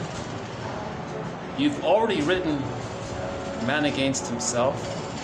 Write us a book called Man for Himself. Menninger says, yes, there is a science of peace, a science of man for himself. And he makes a point about this issue of science. There is a science of man for himself. Let's look at it. Let's spend some time on it. Let's devote more science into the science of man for himself, a science of peace, in other words. Here's the part about Circe. just let the pictures pass by here. Okay, here's the part about from the Odyssey. Okay, an extreme illustration of how one woman may first retard and then accelerate self-destructiveness in the man she loves resembles such legends as those of Circe and the Lorelei, in which a woman first seduces a man and then lets him destroy himself through his dependence on her. Okay, there's a good key point. This is a good part to add to our thread on the psychology and interpretations of myths and fairy tales. That Circe scene, the first part of that, I mentioned at the beginning of this video, we talked about it, right? So the mother promises to meet the baby's needs as a setup to then later let the baby be dysfunctional so that the dysfunctional child will grow up and always need the mother. That's the image, that's one part of that Circe image, to communicate the psychological phenomena that some mothers do this to their children. Some mothers purposely set their babies up to fail. That's a horrible thing. That's called the Jocasta style of mothering, right? So that's why we have the image of the Sphinx to ask the riddle. Can the person say, oh, I gotta get out of this? So there's the motility, the stages of man to develop and all that, right? That all such myths carry a seed of psychological truth is well known. Okay, so myths and fairy tales are metaphors for psychology. Myths and fairy tales are psychology in metaphorical form, put it that way. The inference is that if a woman has a great psychological capacity for receptivity and adaptability, she also has the power to use it both negatively and positively. And that so far as it is a distinctively feminine attribute, she has a peculiar ability to interfere with the course of man's self-destructiveness. I do not mean that she can actually save or destroy men like the sirens of old, but she can make her influence as a woman felt constructively or destructively. Again, women can make their influence as women felt either constructively or destructively. So that was sort of his way to have a little balance there. So if the mother's unhappy, she may have a destructive influence on the development of the man. That's why you want mothers to be happy. So in the phrase the extended social womb, part of that definition was that the father helps the young mother be happy so that she can then give the love to the child. If the mother is dissatisfied in her marriage, she may take out her frustrations on the child, displace her anger at the husband and put it onto the child, that kind of thing. That's a good one. That's a pretty good one there. That's a good one. I think everybody. So one of the Golden Windmills of the Mind Award was issued to the TV miniseries The Odyssey, the one starring Armand Assante. Now you can see in that one, Armand Assante playing Odysseus was on this island with this supermodel. I think it's Vanessa Williams, this super beautiful woman. She was playing Circe, the sorceress. And in yesterday's quote, we pointed something out. Circe points things out. If the men are not ready for psychological development, she highlights it. So some of the men were converted into pigs. That was the metaphor of that they're regressed and greedy and regressed and self-willed. But Odysseus was ready to advance forward, so eventually she nudged him forward. So Circe sort of highlights or accelerates, that kind of thing. So Circe can highlight this phenomena that some mothers set their sons up to fail, right? Or their daughters up to fail.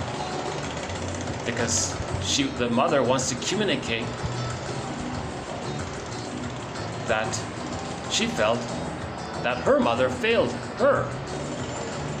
So if a person feels that their mother failed them, they may arrange it so that their children fail, because she wants to communicate that their mother failed them. Again, back to the greatest one, the greatest hurt, the deepest hurt of all. The deepest hurt of all, mother failed me. So if a mother fails the child, that child, okay, so that mother has the Jocasta complex, doing this, parentifying, objectifying, using the child as a scapegoat in her battle with the mother in the mind, or using the child as a teddy bear to comfort her, these kinds of things. That woman is said to have the Jocasta complex. If she has a daughter and fails her daughter, the daughter with the failed feeling, the daughter with the feeling that her mother, the daughter with the feeling that her mother failed her, is her. Now we then say that she has the Jocasta complex. Okay, Hendrika Halberstadt, if you look up her book there, the Jocasta the Electra complex, she just broadly says whenever there are a lot of deep complications between the daughter and the mother, we say that they're stuck in the tarpon of a negative symbiosis with each other. The daughter has the Electra complex because she's dealing with the mother who has the Jocasta complex, who's using the daughter as a best friend or as a surrogate partner, and these kinds of things. So yeah, where are we here? So some mothers can influence their children constructively or destructively based on their situation. This is shown in the scene with Circe, where Circe, in the first part of that scene, was getting Odysseus to fail. She made him dependent. She took care of him like a mother takes care of a baby. He was lulled into this. He was, wow, this is awesome. This is great. Sometimes he says, but I gotta find myself. I gotta differentiate. I gotta know myself. Circe says, oh, forget about knowing yourself. That's overrated. Just stay here. Just stay regressed, tied to mama's apron strings. Stay dependent and helpless and infantile. No, and there was this conflict going, and he was starting to fall for the spell. Odysseus was falling and losing himself. Okay. And then he started to hold on, and then that Molly was there, seeing the two sides. Now he starts to recognize, oh, the mother does have two sides. Some others are loving, some others are being destructive. Mothers have a constructive and a destructive side. So Odysseus was starting to see the two sides, and Circe, the character, oh, you're starting to see the two sides, right? Like Athena and Orestes supported Orestes, because Orestes started to see the two sides, the courtroom scene, the half scene, right? So when a person starts to see the two sides of a situation, facing unconscious ambivalence, that's the healing. The gods like that. They're helping the person. Okay, this next part here, I like this phrase, the distinction between the immature love object versus the mature love object. So in a dysfunctional marriage, the partner is an immature love object. In a normal, natural, healthy development, the partner is a mature love object. You're loving them as a person in their own right. You're seeing them as a person in their own right. You're not using them for transference love. Right? It's more authentic, genuine loving rather than transference love. Neurotics, remember what Edmund Burglar said? Edmund Burglar said neurotics are really only capable of transference love. They're transferring the memory of the pained mother onto the present. They want to get to the change, saying what that play says. I love you, you're perfect, now change, that kind of thing. So a mature love object. Okay, a healthy love. Okay, so the mature love object, okay. So you're seeing the other person in a healthy way, insofar as they are selected, or it is selected for its own sake, not as a symbol transference love, not as a symbol for some reluctantly abandoned earlier object, meaning the abusive mother. So the spouse is not seen as a symbol for the abusive mother. So in the mature love object is going to receive the unalloyed affection, protection, and confidence of the one-time child, now the mature adult. It's a little odd. I wasn't sure to include it, but I kept it because of that phrase, the mature love object. The rest of it's a little convoluted for me. But the child has sort of an innocence, a trust, a confidence, and a genuine connection there. That's now given. That childlike, innocent, pure love is now given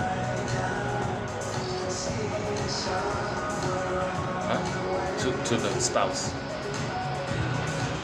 So you love and trust the spouse in certain ways similar to how the baby had an innocent love, trust, and confidence in the parent, that kind of thing.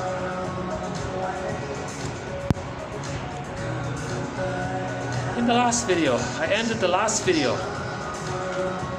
TQ 22. The last video was TQ 22, 51 to TQ 56. That video there. I ended that video with somebody's rant about the educational system. This guy, this Tiemann guy, he was feeling very badly for being an incompetent, unconscious teacher, and he acted out his shame onto the students. And he was constantly abusing the students and shaming them. Finally, he woke up and said, "What's going on here?" He said, "I have a PhD and I'm doing these awful things." He was very upset about the whole thing. Now, he doesn't realize the reason he was chosen to be a teacher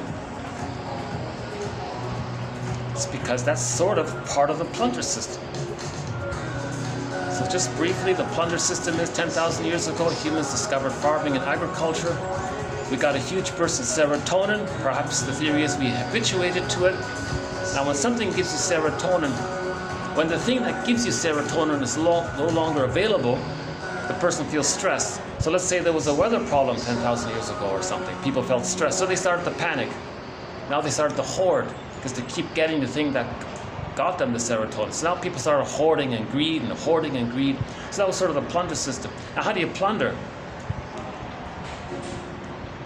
Well, they got the idea that they got to invent, create the prejudiced personality in people. Because if you create or traumatize babies to end up with the prejudiced personality, that's synonymous with us and them thinking.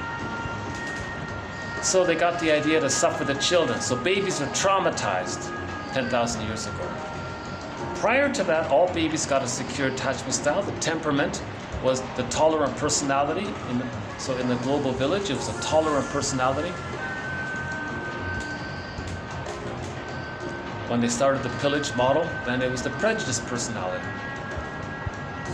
So to pillage, you need the prejudice. How do you create the prejudice? If you traumatize the child and they're enraged, they're going to identify with the aggressor, see their shame self onto others, and want to do to others what was done to them. Now the others are, unknowingly, the person doing that is hurting the others to communicate that when they were a baby, the mother hurt them. That's creating the prejudiced personality, because that's the us and the them. So splitting is involved in this. Negative magic gesture is involved in this. Showing up the mother is involved in this. And a few other psychodynamics are involved in the psychology of prejudice.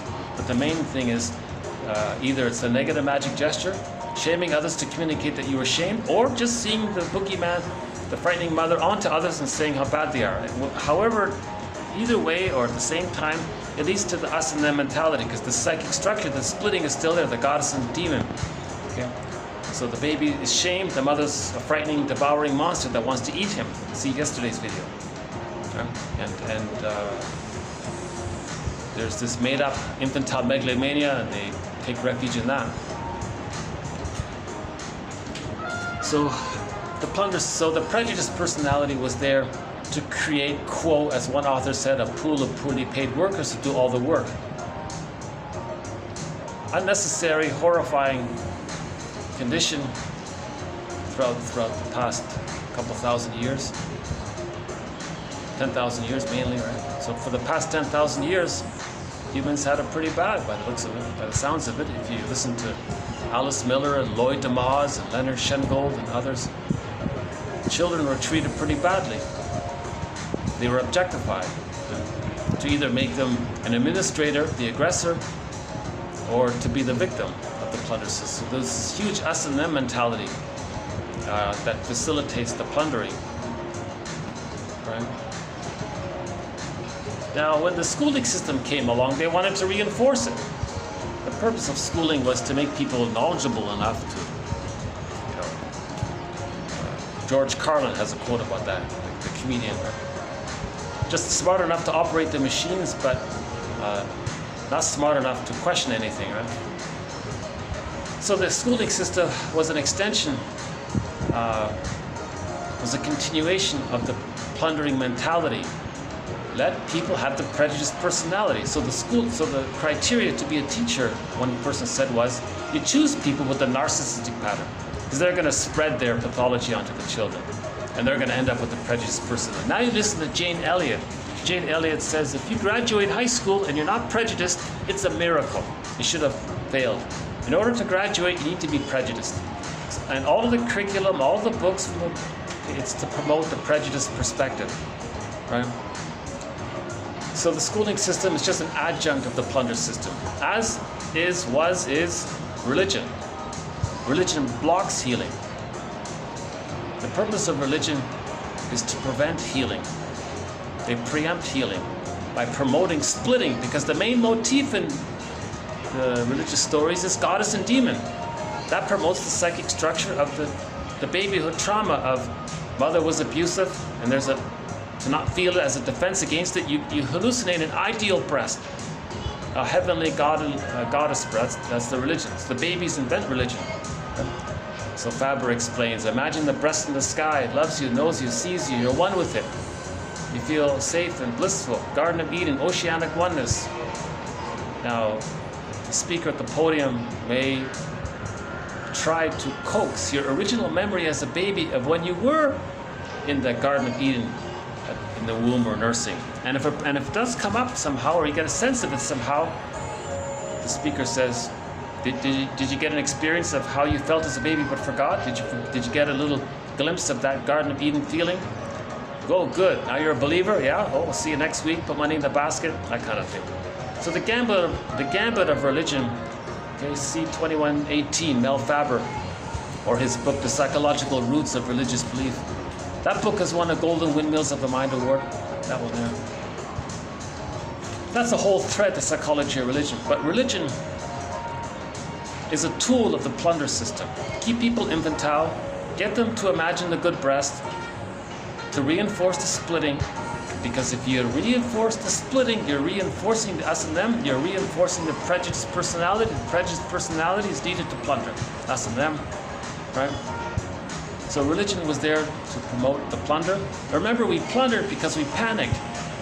We got all of the surplus food. Maybe there was weather problem, so people panicked. So maybe it's kind of innocent that way. We just panicked.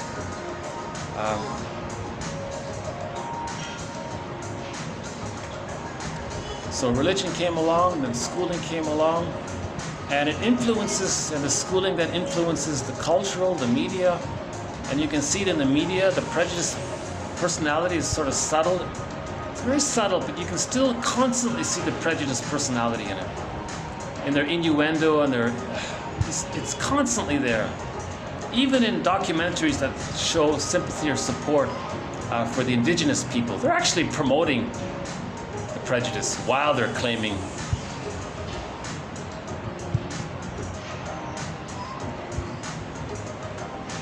If I can go on a brief tangent here.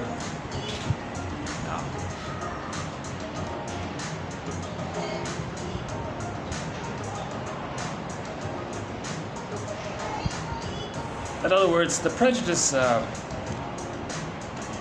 First Nations, the Inuit, the Métis, North and Turtle Island, the indigenous native people of Turtle Island, it seems to me there's still a prejudiced kind of thing taking place there. This 1001 Windmills of the Mind, it's about the psychoanalytic perspective. I'm trying to learn the perspective myself. As I learn it myself, I want to promote it and hopefully maybe teach it a little bit in my own unfortunate, clumsy way. Again, I'm not a therapist, a professor, unfortunately. Oh my God, if an articulate, intelligent, mature professor type or whatever can present this material, I wouldn't be making these videos. I'm making these videos because this is the stuff I want to learn. I'd rather learn it from a true, healthy intellectual or something. But they don't exist. Where is it? Zilch, nix, nada. I don't see it. Zero, zip. I don't see it at all. I'm just the placeholder. I'll happily step aside when a Edmund Burglar type comes up and starts making videos. If a Masterson type comes up and starts making videos. Karen Horney, Melanie Klein, William Fairbairn, Margaret Waller. If any great shrink starts to make videos, a genuine one, and you can feel in the presence.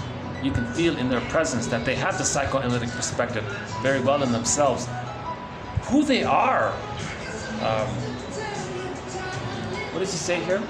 What a teacher is, who they are is more important than what they teach. If the teacher has that perspective, that's more important than some of the information. What a teacher is more important than what she teaches.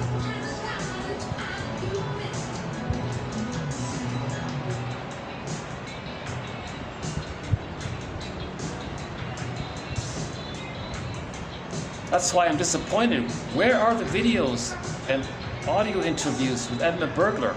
Apparently there were a lot of it. Someone hid it. Took it.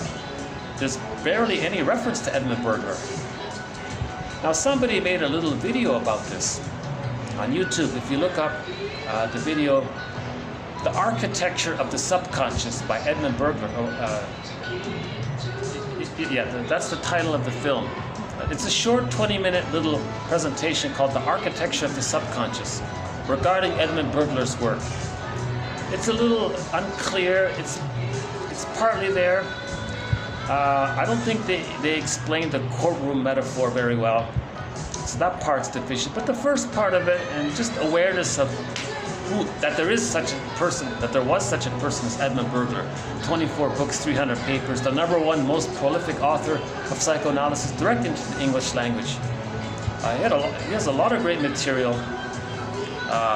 One thing I like about 1001 Windmills of the Mind is I believe I've plucked out many, or possibly most of his best material. So 1001 Windmills of the Mind is the only source of quotes, the only source of Edmund Burglar quotes. It's hard to get his books. Most of them haven't been digitized.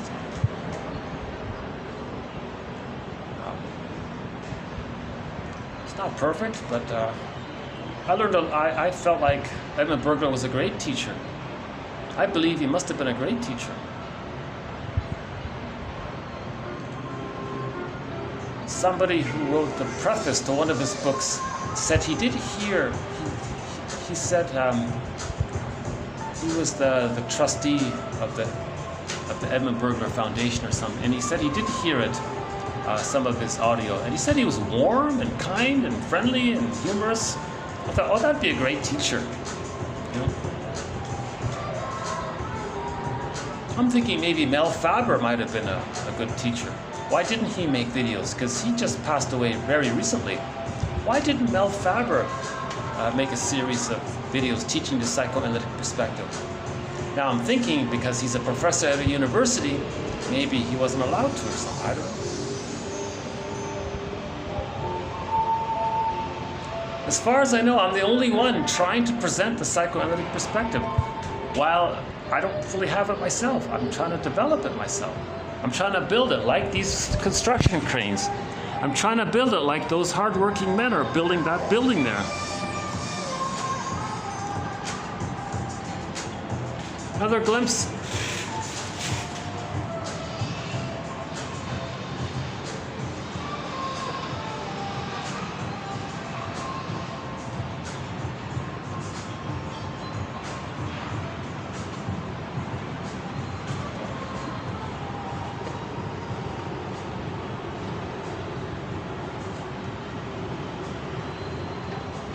Oh, there's the subway.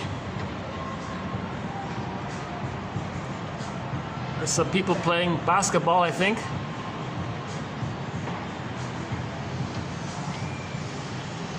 Yeah, they're playing basketball. Yeah, okay.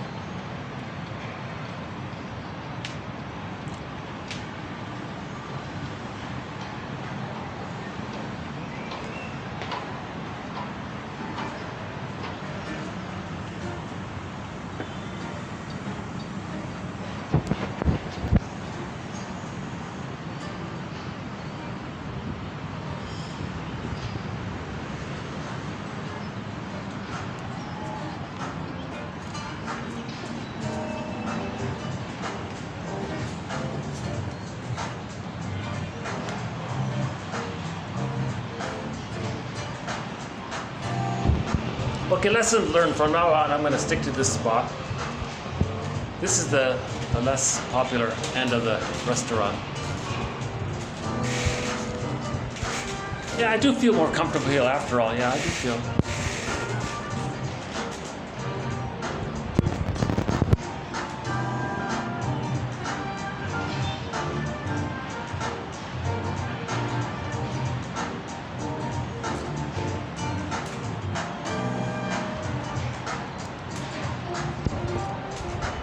All right.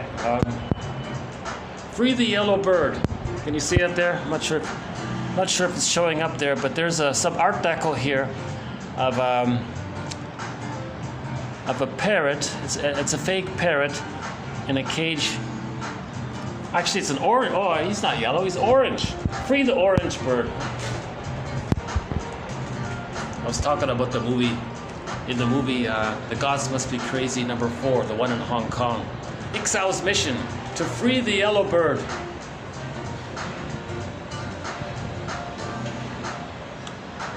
Okay, back to the last quote here.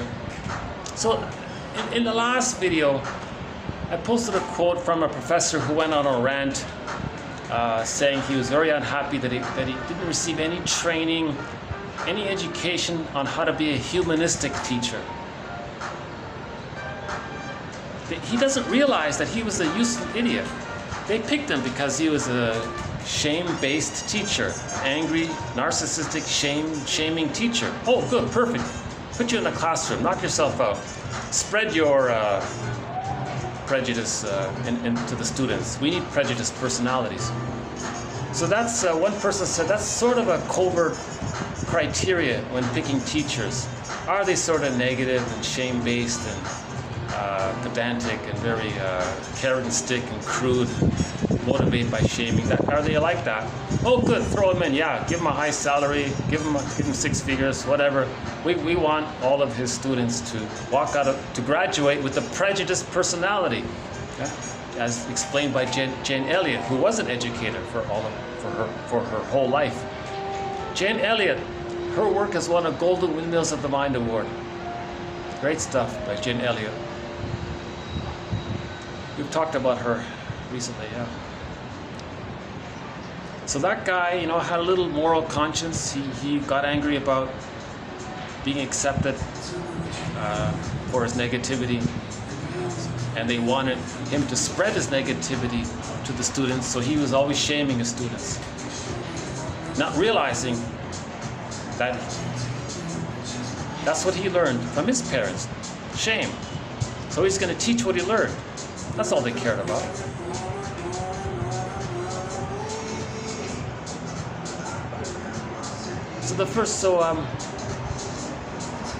So that's part of the reason, I think. That's something that he didn't address in his rant about why he was selected to be a teacher if he was so bitter and negative.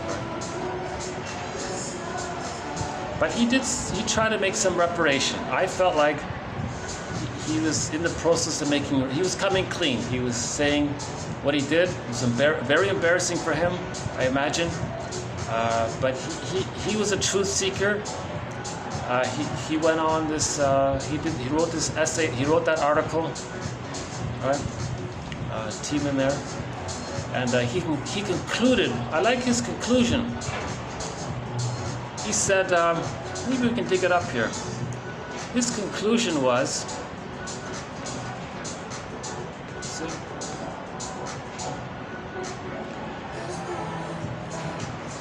Hold on a sec. His conclusion was, in the last, there he is, team and TQ 22. 53 there. Hold on. Oh, I don't have my keyboard plugged in. Hold on a sec.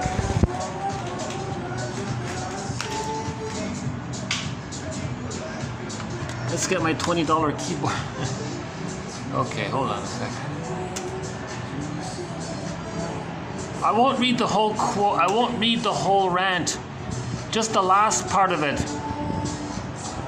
His sort of conclusion there.